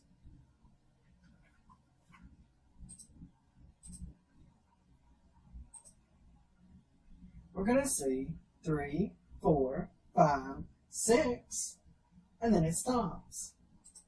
That's because check was initially 3, and every time it hit the while, it said, I am less than 7, let me run this, and then add 1. And then I'll run it again, and add 1, and add 1, until it got up to 7, and at that point, it was no longer less than 7, so it stopped. It's a good way to repeat information a particular number of times, or until a particular thing becomes true. Continuing on, we'll now talk about forms. We're going to go back to this page we made earlier, which has our header for Hello Creative Online School. We have it here. It simply puts out a number and then our header. Well, we're going to add a form. I'll just paste it in here so you don't have to watch me type. And I'll go over the parts real quick. The form action is the location of our file. In this case, the file I've made is called index2.php. We're going straight to this so that we can use it as an example. And we've set the method equal to get. That's going to be important in a moment. There's 2 simple inputs here, one called name, and then a submit button. So when we go and view this, we'll now see that we have a simple input box along with a submit button. Now, if I were to enter something into the box, like my name, and click submit, it's going to show us the same page, but if you look at the URL, you're going to notice that there's now a question name equals Justin in the URL. That's because our method was get. It's going to assign the different things we put into the form to the URL. And if we go back to our code, we can do something about that. First, we have to check if the get exists. That way, we know whether we need to execute it or assign it to another value. We can do that by saying if is set, which checks if it exists, $_get, open brackets, the name of our field in quotes, because this is called name. This is going to pull name, because name is what's going to be in the URL. And then we'll say if it exists, then we'll set var equal to it. Var equals $_ get name. We'll use our else statement here to say else var equals 4. So if we have a get, it should be set to what we have, and if not, it'll assign it to 4. We'll save this and go back to the web page. Now for now, I'm going to remove this so that we can see it from the beginning. We've loaded our page. It says 4 and hello from creativeonlineschool.com. And when I put my name in this time, click submit. Instead of 4, it's put out Justin. That's because it's pulled it from the URL where it says name. That's how to use gets in PHP, and you can submit your forms to them and have the information accessible in your code. We'll continue on with some more form information along with some other types of PHP functions in our next video. Okay, so we're still on the form we made with our get functions, and we have our name passed through the URL. But there's some extreme limitations to using get. First, all of your information is displayed for all the world to see. What if you have sensitive information? Or what if you're passing a huge amount of information? Maybe you have a lot of different fields or one big field. Or what if you just think it doesn't look very nice and you want to keep your site URLs looking clean? Well, we have another option for that, and it's called post. If we come back to our code, we can change the method to post, and it's handled much the same way as get. Basically, we'll just change the gets to posts.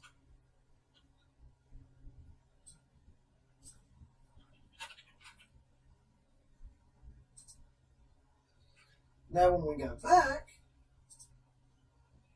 we'll start again from the basic one. And we have 4, hello from creativeonlineschool.com. This time, when I put my name in and submit, I still get my name, but there's nothing in the URL. It stayed the same. This helps us keep everything looking clean and be a little bit more secure since it's not on display. Now, to learn a little bit more about the post and gets, this syntax where you see the brackets is because the post and get variables are arrays. Arrays are sets of information instead of individual values.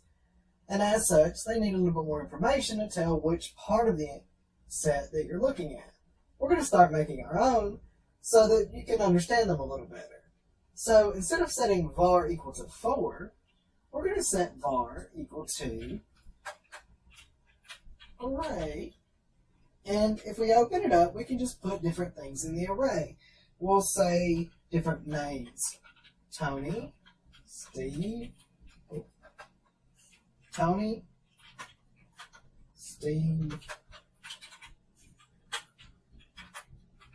Jeff, Franklin. And this is our list of names. Notice they're just strings and they're separated by commas. Now, what happens if we try to echo this? I'm going to go back to our web page and we'll take this and refresh it. Oh no, we get a warning. Array to string conversion, and it doesn't work. That's because arrays can't be echoed directly. You have to echo what's in them instead of the whole thing. Now, we can display an array with a different command. It's called print_r. And then we open some brackets for it. And now if we go back to our page, you'll see all the different things in the array. Tony, Steve, Jeff, and Franklin. However, this is printing the array in its complete form. You see there's numbers next to them. These numbers are the indexes to these names. Tony is at position 0, Steve is at position 1, and so on. For whatever reason, they decided to make it start with 0 instead of 1. That can be confusing for folks, but it's just something you'll have to remember. But what this means is, because we have an index, if we did want to echo an individual value that looked neater, we can say echo var, and now we open those brackets and say 0, and now when we load the page, we'll just see Tony. That's how you access an individual value in an array, and that's what was going on in our post. We were pointing to name because its index was name. We'll continue some more about arrays in the next video. Now that we know how to create an array and we know how to view what's in it, we can start manipulating it and see what we can do. I'm going to change this back to print_r so that we can see the whole array and we can see what effects are going on inside, even if it is a little less clean. And now before it's spit out, I'm going to see it about adding something. So we have our array already with Tony, Steve, Jeff, and Franklin, but I'm going to say array_push and open up, and we're going to put in the name of our array, $var, and then the value we need. We'll say Billy. If I do that, then let's watch what happens. Now we have our array, and on the end of it is Billy. We've pushed Billy onto the array. Now, I can also do another command called array pop. And we just put in the variable name for this one. So, there you go. And now, when we see it run, you're going to see that Billy's gone. Pop removes whatever the last thing in the array was. So we can add someone and then we can remove them. It's also possible to do updates. To do that, we're going to use the syntax we saw earlier. We're going to say $, var at 2 equals Arnold. I'll give him a capital since everyone else has one. Now when we save this and we run it, you can see that Arnold is now number 2. We've updated someone in the list by declaring which one we wanted to update and what value to set it to. Now all this works if we only want to do one record at a time and if we're just spitting out one record at a time. But how do we do things for the entire array? If we wanted to know everyone that's in it without printing R, what if we wanted to echo every value, but we didn't even know how long it was, so we didn't know what numbers to put in? Well, that's what we use a command called for each for. Now, what we're going to do here is say for each $,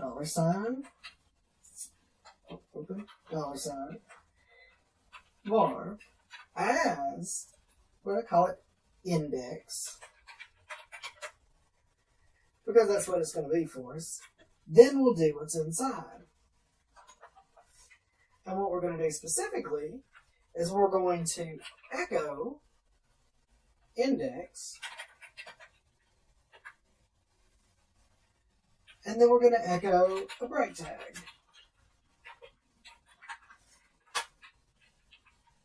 Now let's see what happens when we run this.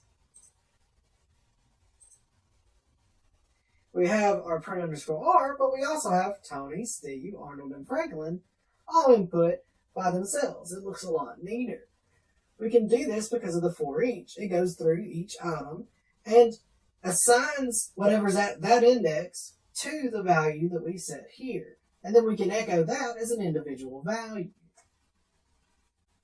We'll move on with these in our next video and learn a little bit more about arrays as well as how to use them when they come from forms.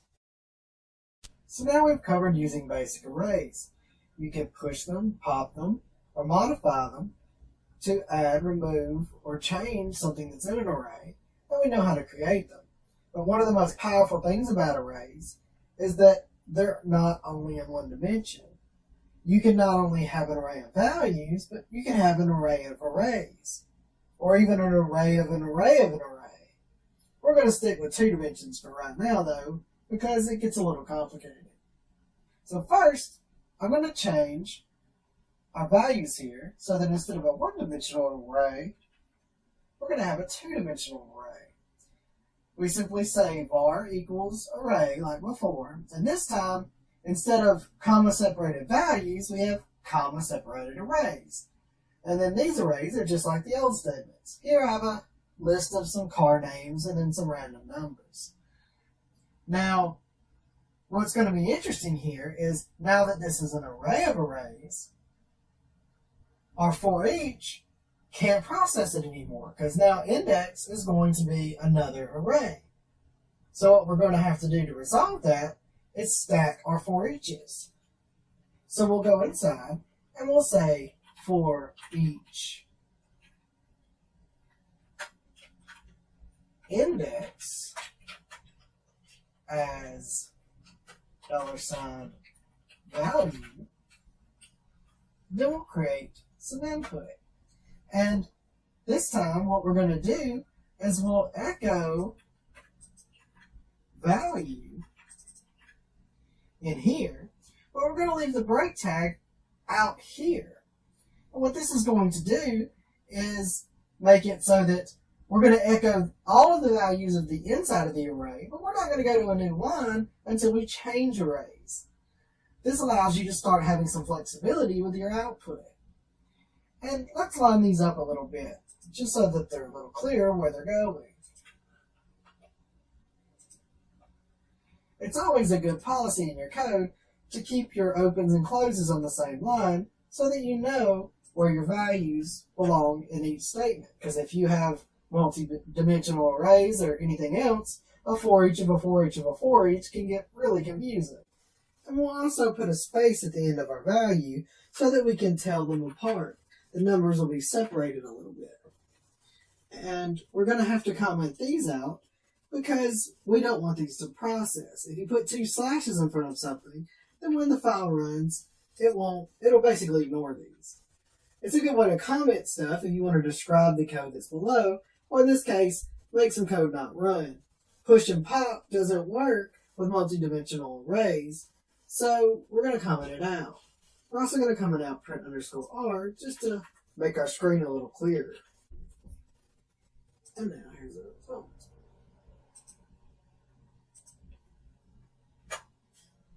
Now we see Volvo 2218, a new line, BMW 1513, and we can print out different values. We now have all of this stored in one multi-dimensional array, but we're processing it out so that it's formatted how we want it to. Now, arrays are important for more than just formatting data. In fact, you're going to need them for a lot of our forms. Let's see why. If we come back in here to the form we made, we're going to add a new input. This one's going to be a multi-select. In this case, the select's name is lessons. And notice these brackets right here. This indicates that we're going to pass more than one value back. It's going to pass back an array full of whatever options we select.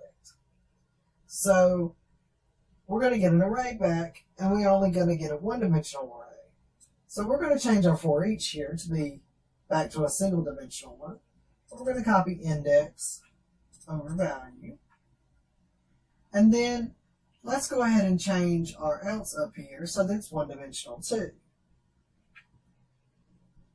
Copy this. There we go. And now we'll save the post name to lessons.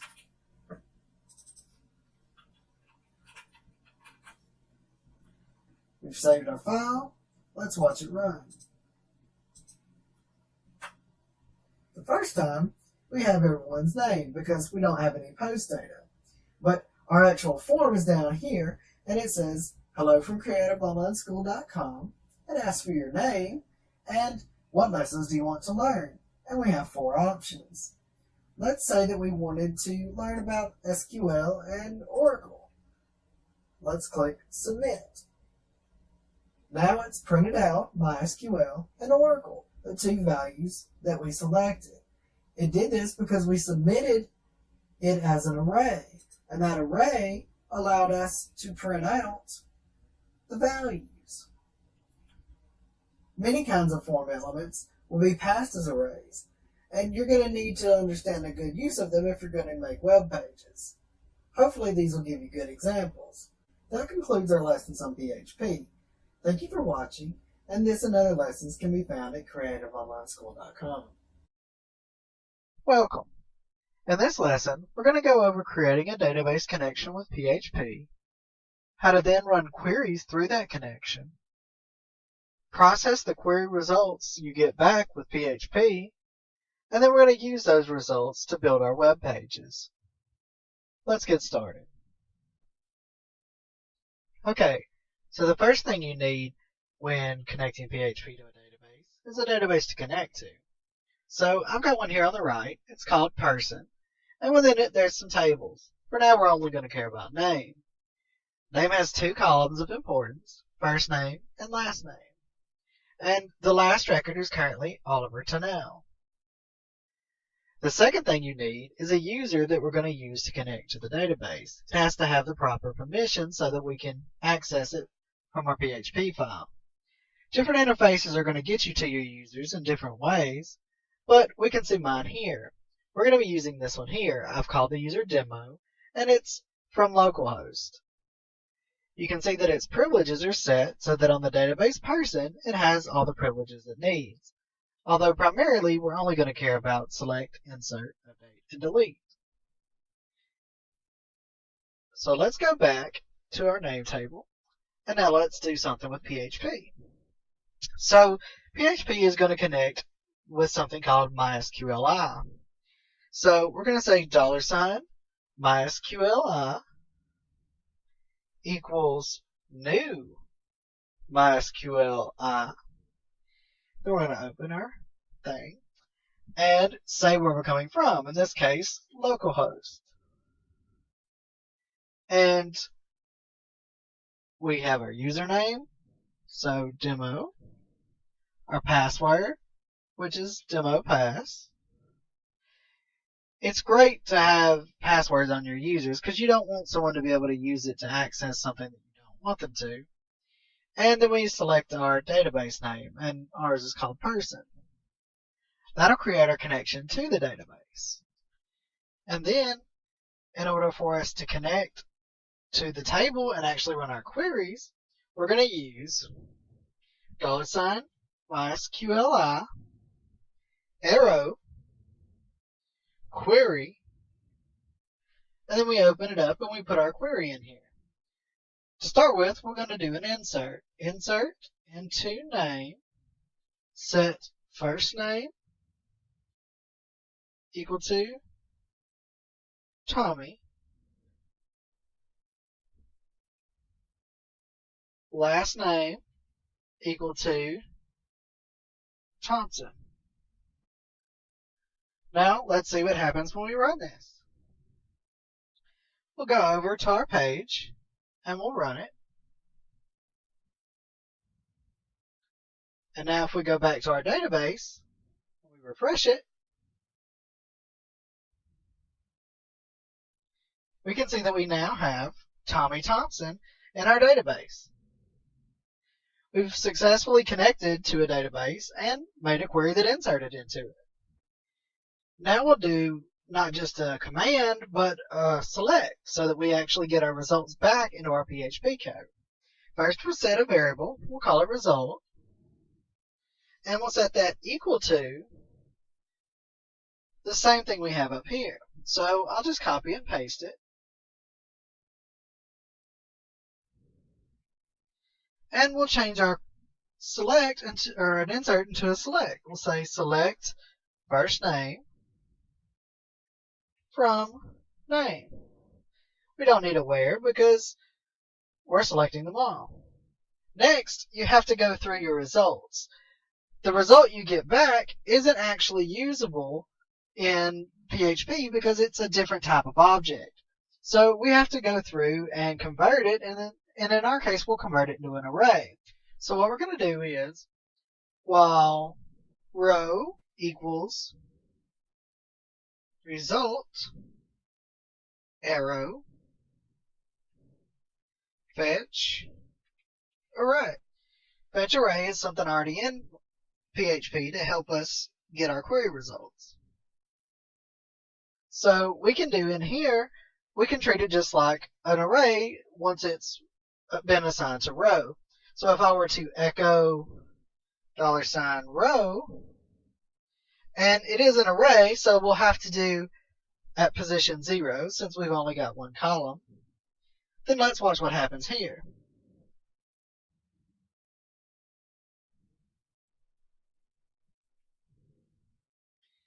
There we have all of our names. James, Al, Steve, Amy.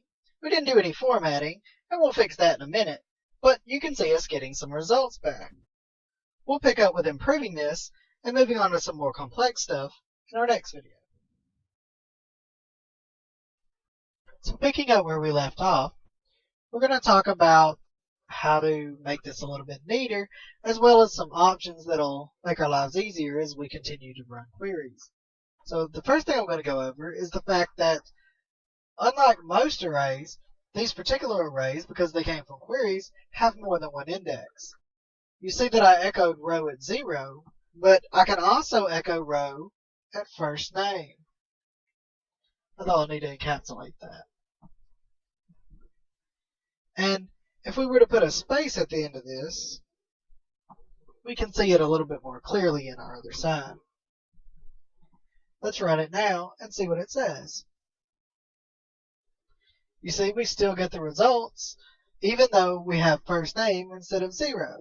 That's because first name is also an index for the value. Now, it's easy to do this when you only have a few results, but there's two cases that you're really looking for when you're running queries. You're either going to be getting a result set like this one, or you're only going to be getting back a single value. Maybe you want to pull one ID, or maybe you're looking for just the person's name when you load the form. And in order to do that and to make things more simple, we're going to turn these into functions. So first, I'll turn this into a function, simply saying function and db query.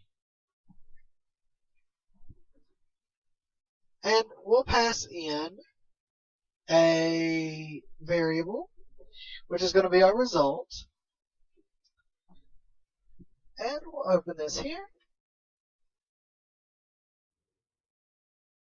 And all of this is going to exist inside our function.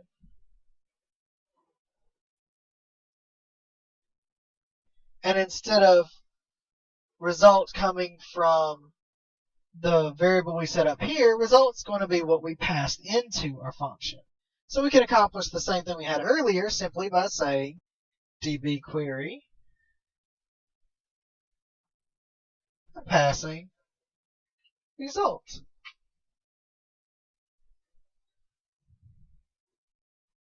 It still works.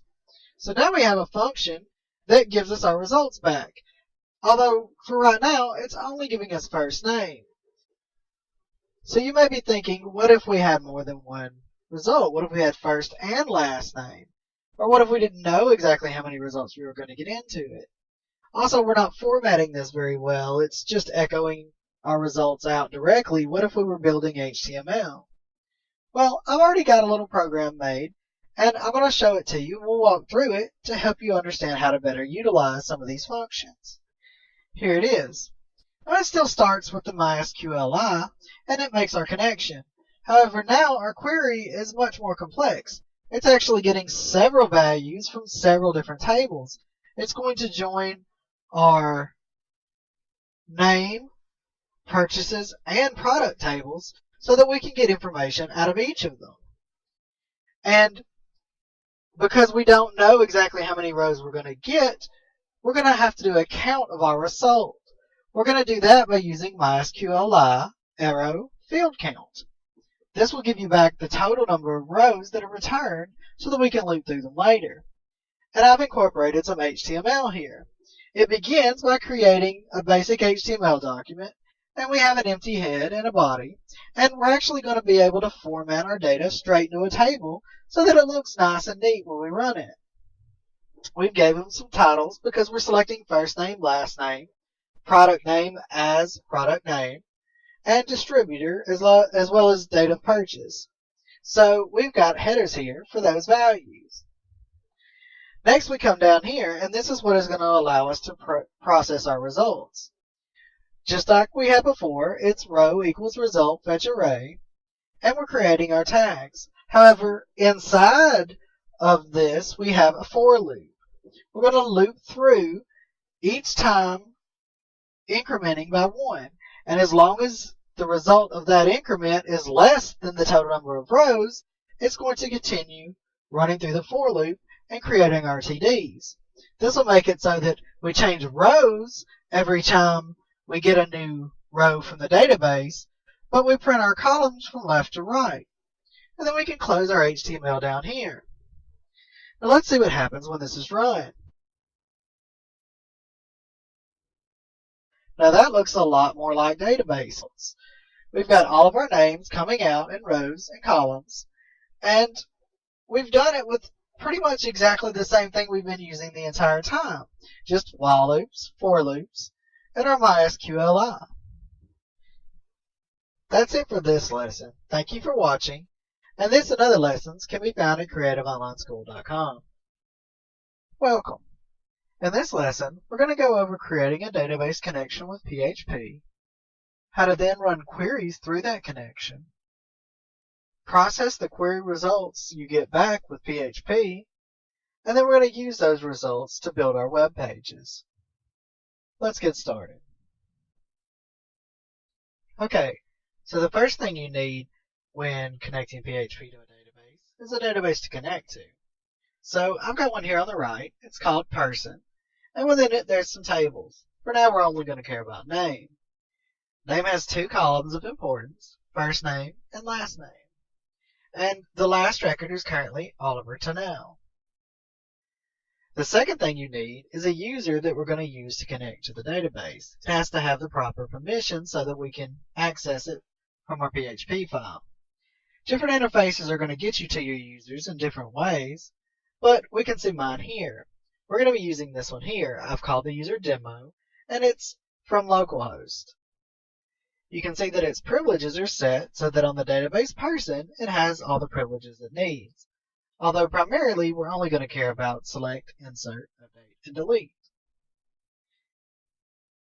So let's go back to our name table, and now let's do something with PHP. So PHP is going to connect with something called MySQL. So we're going to say $MySQL equals new MySQL. Then we're going to open our thing and say where we're coming from. In this case, localhost. And we have our username, so demo. Our password, which is demo pass. It's great to have passwords on your users because you don't want someone to be able to use it to access something that you don't want them to. And then we select our database name, and ours is called person. That'll create our connection to the database. And then, in order for us to connect to the table and actually run our queries, we're going to use $MySQL arrow query, and then we open it up and we put our query in here. To start with, we're going to do an insert. Insert into name, set first name equal to Tommy, last name equal to Thompson. Now, let's see what happens when we run this. We'll go over to our page, and we'll run it. And now if we go back to our database, we refresh it, we can see that we now have Tommy Thompson in our database. We've successfully connected to a database and made a query that inserted into it. Now we'll do not just a command, but a select so that we actually get our results back into our PHP code. First we'll set a variable, we'll call it result, and we'll set that equal to the same thing we have up here. So I'll just copy and paste it. And we'll change our select into, or an insert into a select. We'll say select first name from name. We don't need a where because we're selecting them all. Next, you have to go through your results. The result you get back isn't actually usable in PHP because it's a different type of object. So we have to go through and convert it, and in our case, we'll convert it into an array. So what we're going to do is, while row equals result arrow fetch array. Fetch array is something already in PHP to help us get our query results. So we can do in here, we can treat it just like an array once it's been assigned to row. So if I were to echo $row, and it is an array, so we'll have to do at position 0 since we've only got one column. Then let's watch what happens here.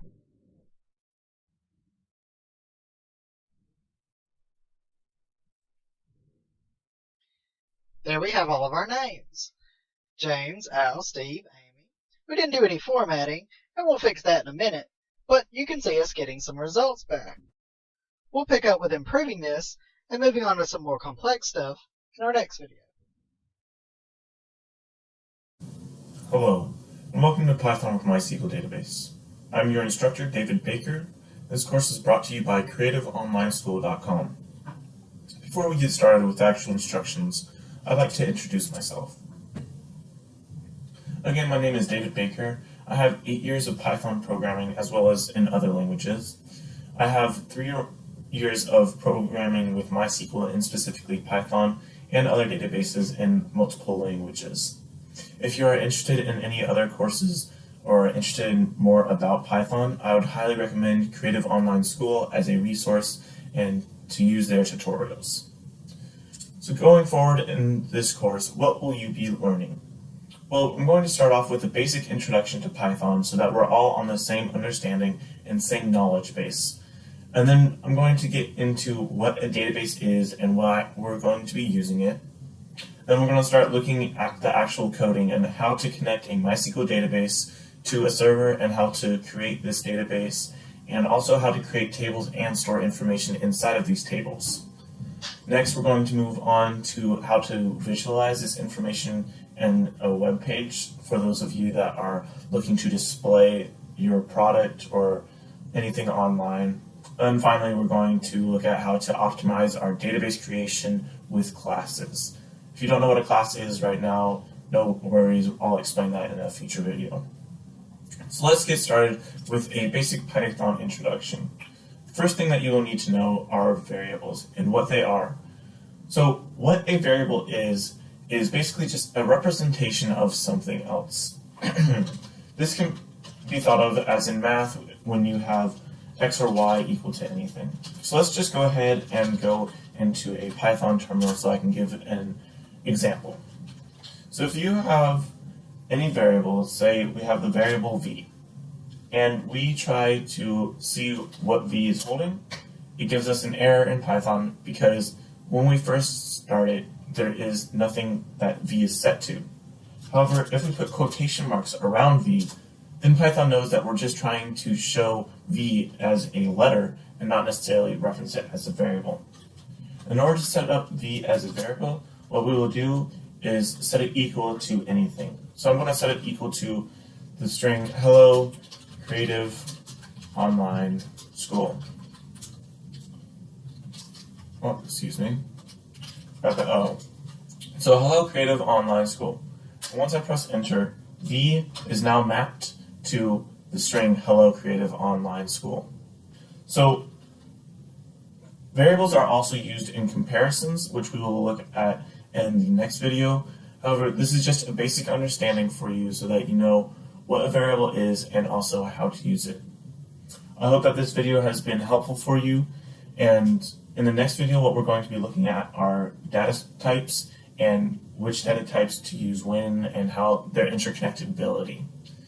Thank you for watching. My name is David Baker, and again, this video is brought to you by Creative Online School. Hello, and welcome to Python with MySQL Database. I'm your instructor, David Baker, and this course is brought to you by CreativeOnlineSchool.com. In the previous video, we learned about what variables are, and I gave a brief introduction to myself.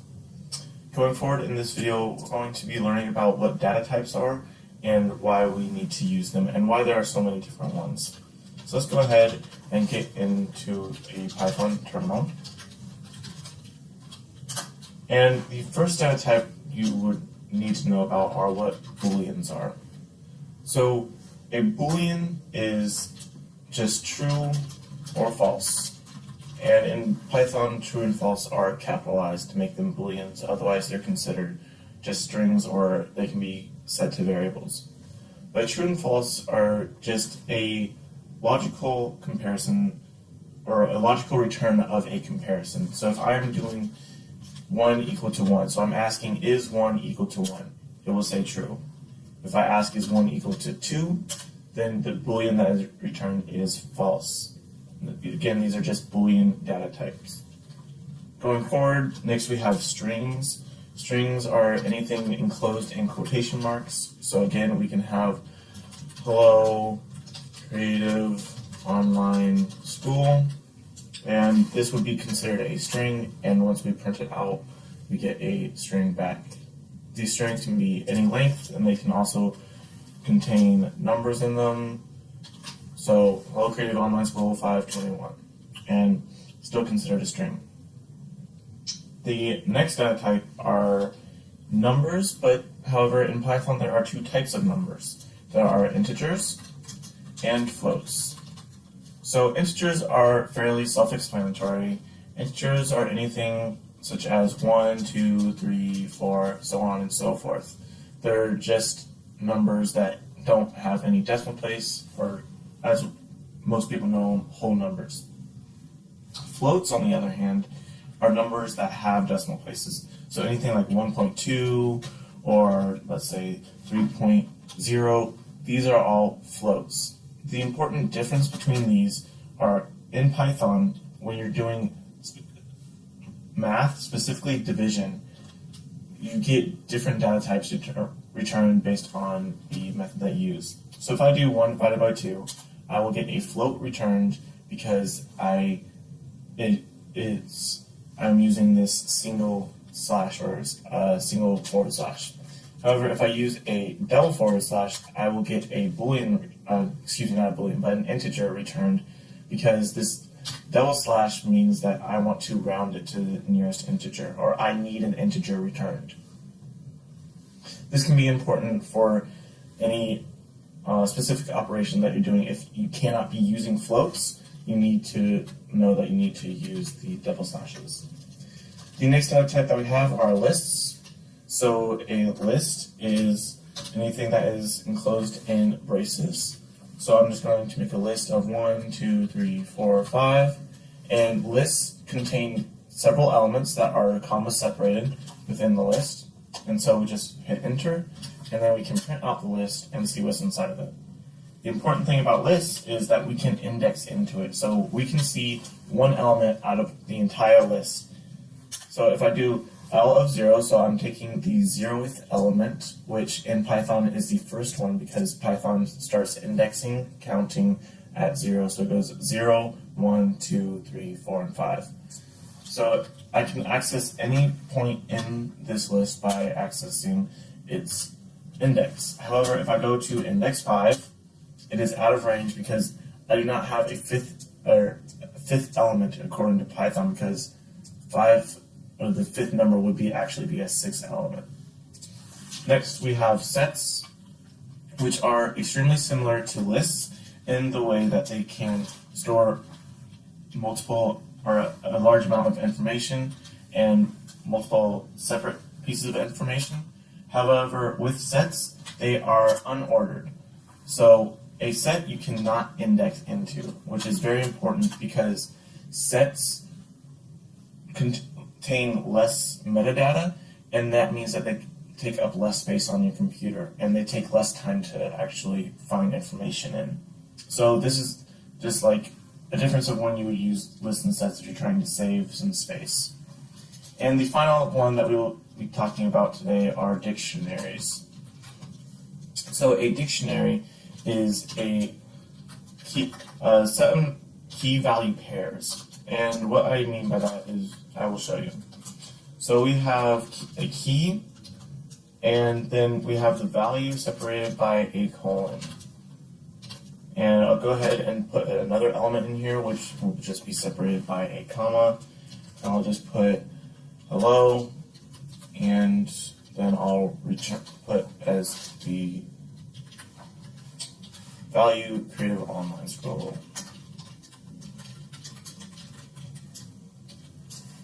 and then we just hit enter. It stores this dictionary, and dictionaries are also unordered in their individual elements. However, their key value pairs are still mapped to each other. So I can access each individual value within the dictionary by typing in their key.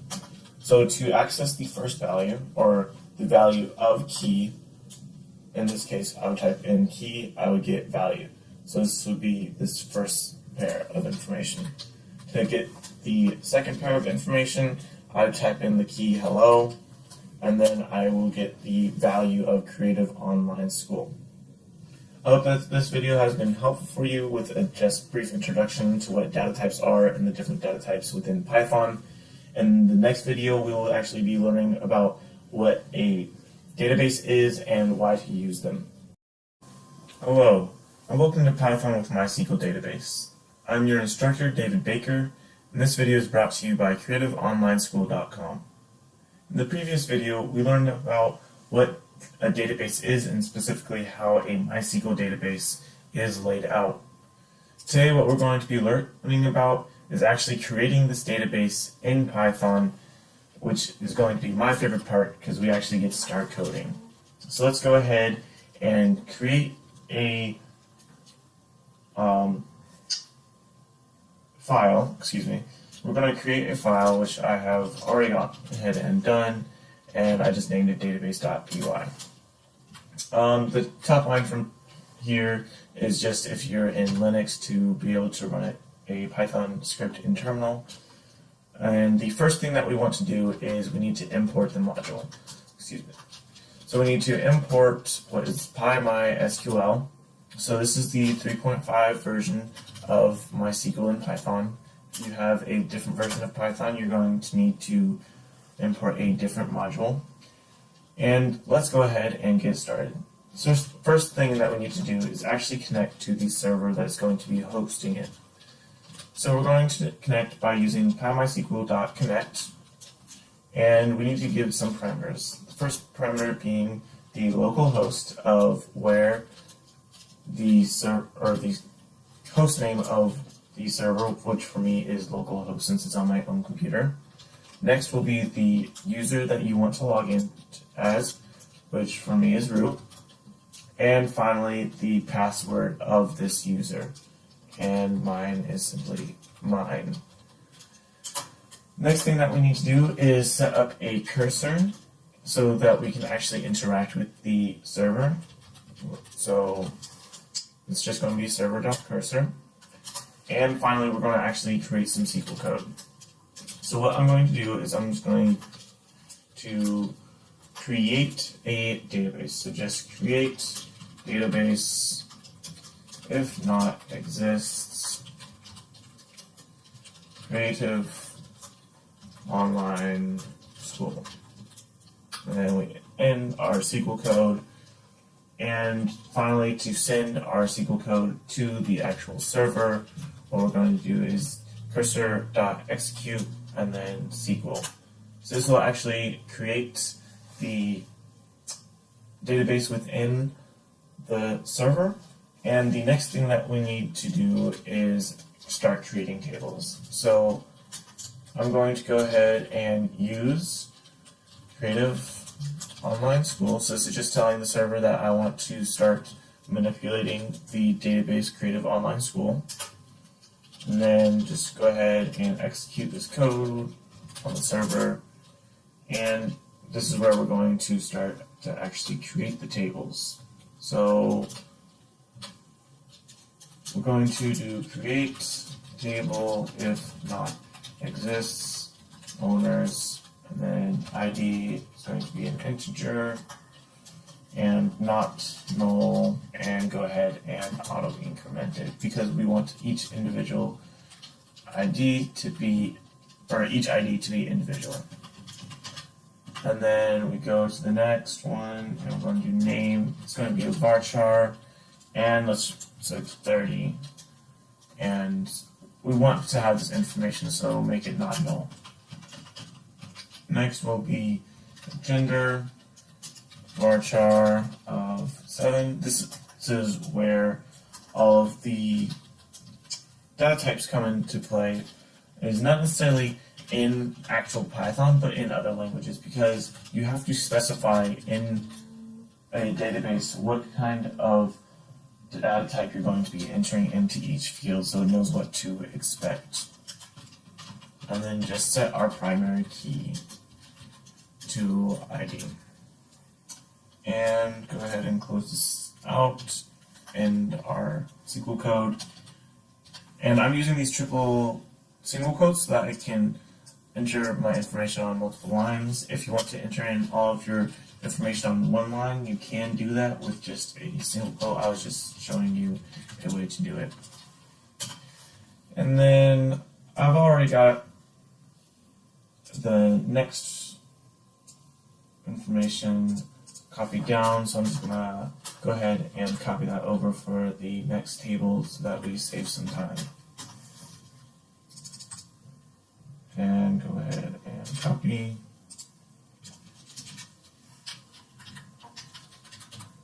Okay, so then we just do cursor.execute SQL, and we can see we can tell if these tables were created inside of the database by actually using the command in SQL of show tables. So we'll just do show tables to make sure that we have actually created them, and cursor.execute. Another command that you will need to know is cursor.fetch all, which will actually receive anything that the server just returned and return it to the actual Python script, so it doesn't automatically download it. So we just print out what cursor.fetch all takes, and it should print all our tables. So now we want to just run this script, and there we go. We can see that we have created the table of owners and pets.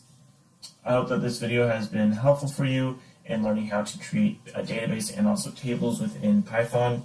In the next video, we will actually be loading data into these tables and learning how to manipulate it. Again, my name is David Baker, and this video is brought to you by CreativeOnlineSchool.com. Hello, welcome to Python with MySQL Database. I'm your instructor, David Baker, and this video is brought to you by CreativeOnlineSchool.com. In the previous video, we learned about how to create and connect to a database in Python. And now going forward in this video, what we're going to be doing is actually loading some data into this database so that we are able to use its functionality. First thing that we need to make sure that we have is some actual data. So if you remember from when we were going over the concept of what a database is, we created some fake information which I have just put into text files here. These text files are just comma separated by the rows, so we have in our owners table, we have our name, and then gender and phone number. You might be asking where the ID field is. However, if you remember, the ID field was an auto-incrementing field, so we don't need to actually input it. It will automatically input that data, just the way that MySQL is set up. So now let's go ahead and get into our file. So I just created a file called loaddata.py. And what I've done in here is, for those of you that do not know, what this means is just basically when I run the file, I want everything that is underneath this if statement to happen. So the first thing I'm going to do is actually connect to my database, Creative Online School, and then I'm going to create a cursor and then call load owners and also load pets with that cursor. So what we're going to need to do is create these two functions. First thing that we need to do in load owners is actually open our data so that we can use it. So we're going to do owners.txt.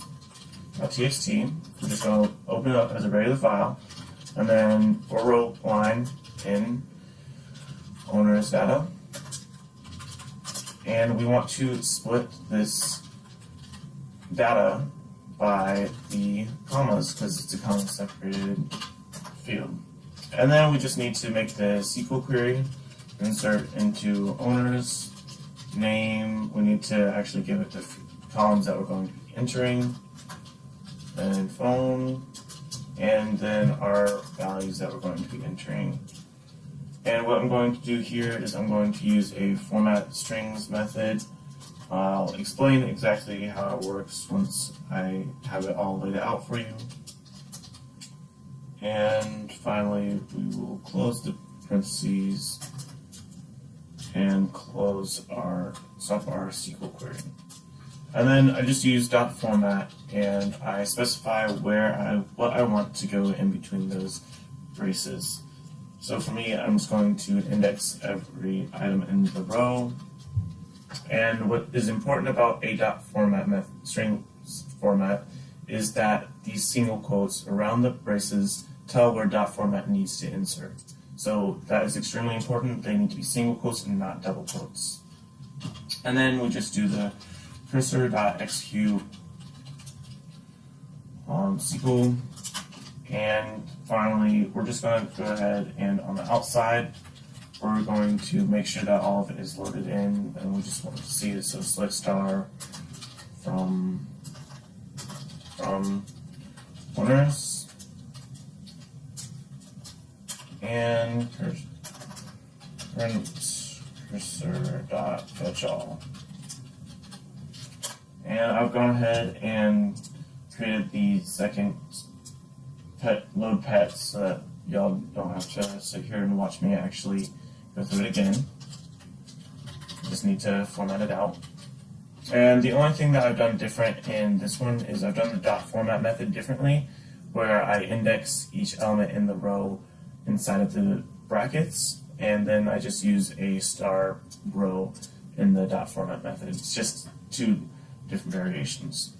So then we go to after we run both of these functions, we do db.commit, which actually uploads all of our information, and then db.close. So let's go ahead and see if this works. /load data, and row is not defined. I must have misspelled it. Let's see. Yes, I did dot row line instead of equals row line. So let me just do that. And there we go. We have loaded all of our data. We just printed out the owners table, and here's all of our data. I hope that this video has been helpful for you. In the next video, what we're going to be actually looking at is how to display this data in a table format in HTML using Python. Again, my name is David Baker, and this video is brought to you by CreativeOnlineSchool.com. Hello, and welcome to Python with MySQL Database. I am your instructor, David Baker, and this course is brought to you by CreativeOnlineSchool.com. In the previous video, what we learned about is how to actually load data into our database through a Python script. Going forward in this video, we're going to be learning how to display this data that we get from the database and put it into an HTML table. This is helpful for anyone that is trying to display any product information or anything like that on the web page. So I've got this file here, and I just called it rendering.py. And don't be alarmed by how much code is already here. We've done most of it, and anything that we haven't, I'll explain right now. So this HTML head, all it's doing is adding into an HTML string the header information for HTML, since we're creating the actual HTML inside of a Python file. Same thing goes with the foot HTML, except for it's just doing stuff with the footer. And then this owner query is just going to select everything from owner, so we actually get all the information, and we're going to return it at the end. And then this SQL query right here is telling us to get all of the names of all of the columns in owners. And then we do the same thing for the pet, and then we also create the pet table. What we're going to be working on today is this owners table. And if we go down to the bottom, we can see that the startup information is, we just call it HTML head, and then we're going to do the owner query, and then we're going to do our owners table. If you need to, you can copy down all of the information by just pausing the video and copying down the code. And then right at the end here, we're going to write out the HTML to a file and then close it. So let's get started on creating this owners table in HTML. So in Python, what we're going to do is we're just going to start with creating a table. So table, and we're going to give it a border just so we can see easier of one. And then we'll add a row for our column names. So, and we'll keep track of how many column names there are with this I. And column names. I'm going to add, and for HTML, you just do header for table header. And then we do our name of 0. The reason that we have to index into our name is because the information that we get returned from a SQL query is actually in a list of lists. So we have to index into the second list. And then don't forget to increment our I. And then we close this row so that we can start with our actual information that we want on the table. So we're going to input this information, owners list, and we'll do HTML plus equals another row. So what this is going to do is it's going to add a row for every single item within the owners list. So we've got that covered. And then we're going to make sure that we don't go outside of the column count. We shouldn't based off of our input into the database, but we're just going to make sure by doing the check in the while loop. And then I'm going to just use a format string here because it's much easier than having to type out and the print or the pluses and open and closing the quotation marks. Format, an owner, index into it. And then we'll increment our R. And finally close our row. And then we'll close our table. Slash table. And return our HTML so that we can use it throughout the rest of the functions. Okay, we just want to make sure we did plus equals to HTML, didn't replace it anywhere. Okay, so let's get out of here, run it. Alright, we don't have any errors. I told it to return the actual column names for owners, so let's go ahead and open this file. So this is our rendering.html, and there we go. We have two tables of all of our information that was downloaded from the SQL database.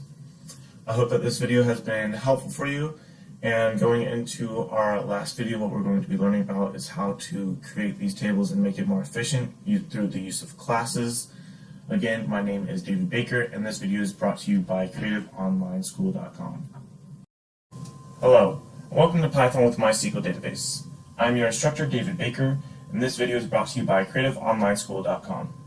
In the previous video, we learned about how to actually create tables in HTML format and display them using Python. And going forward in this video, what we're going to be learning is how to use classes to create our databases and make our lives easier. So I'm just going to use a script that I've already started creating called SQL classes. And what we're going to do inside of this script is we're going to create a class called DataB. What this DataB is going to do is set up the parameters for actually creating our database, adding tables, and also adding elements. And then we can also view table. Again, if you need to, you can go ahead and pause the video and copy this code so that you can get caught up. But I'll explain what the coding does once I am going through those portions of the class. But to start off with, we have this init function. And what this init function does is it defines the actual startup of the object database and what we have to do. So I'm just going to make some shorthand here and do self.in is equal to database name. And then we do the same thing that we've been doing is we're going to connect to the database, and we're just going to do the host is equal to our server name, the user is equal to username, and then the password is equal to password. And then we're going to create a cursor is equal to pp.cursor. cursor, and then we're going to make it so that we can access this cursor inside of some of the other functions. And then we're just going to do cursor.execute and give it some SQL to actually create the database. Exists. Use our format strings here. Format self.n. And we're going to tell the server to actually use the database, use, and then whatever database name that we give it. Format. Okay. And so this is defining what we're going to do on the initial setup.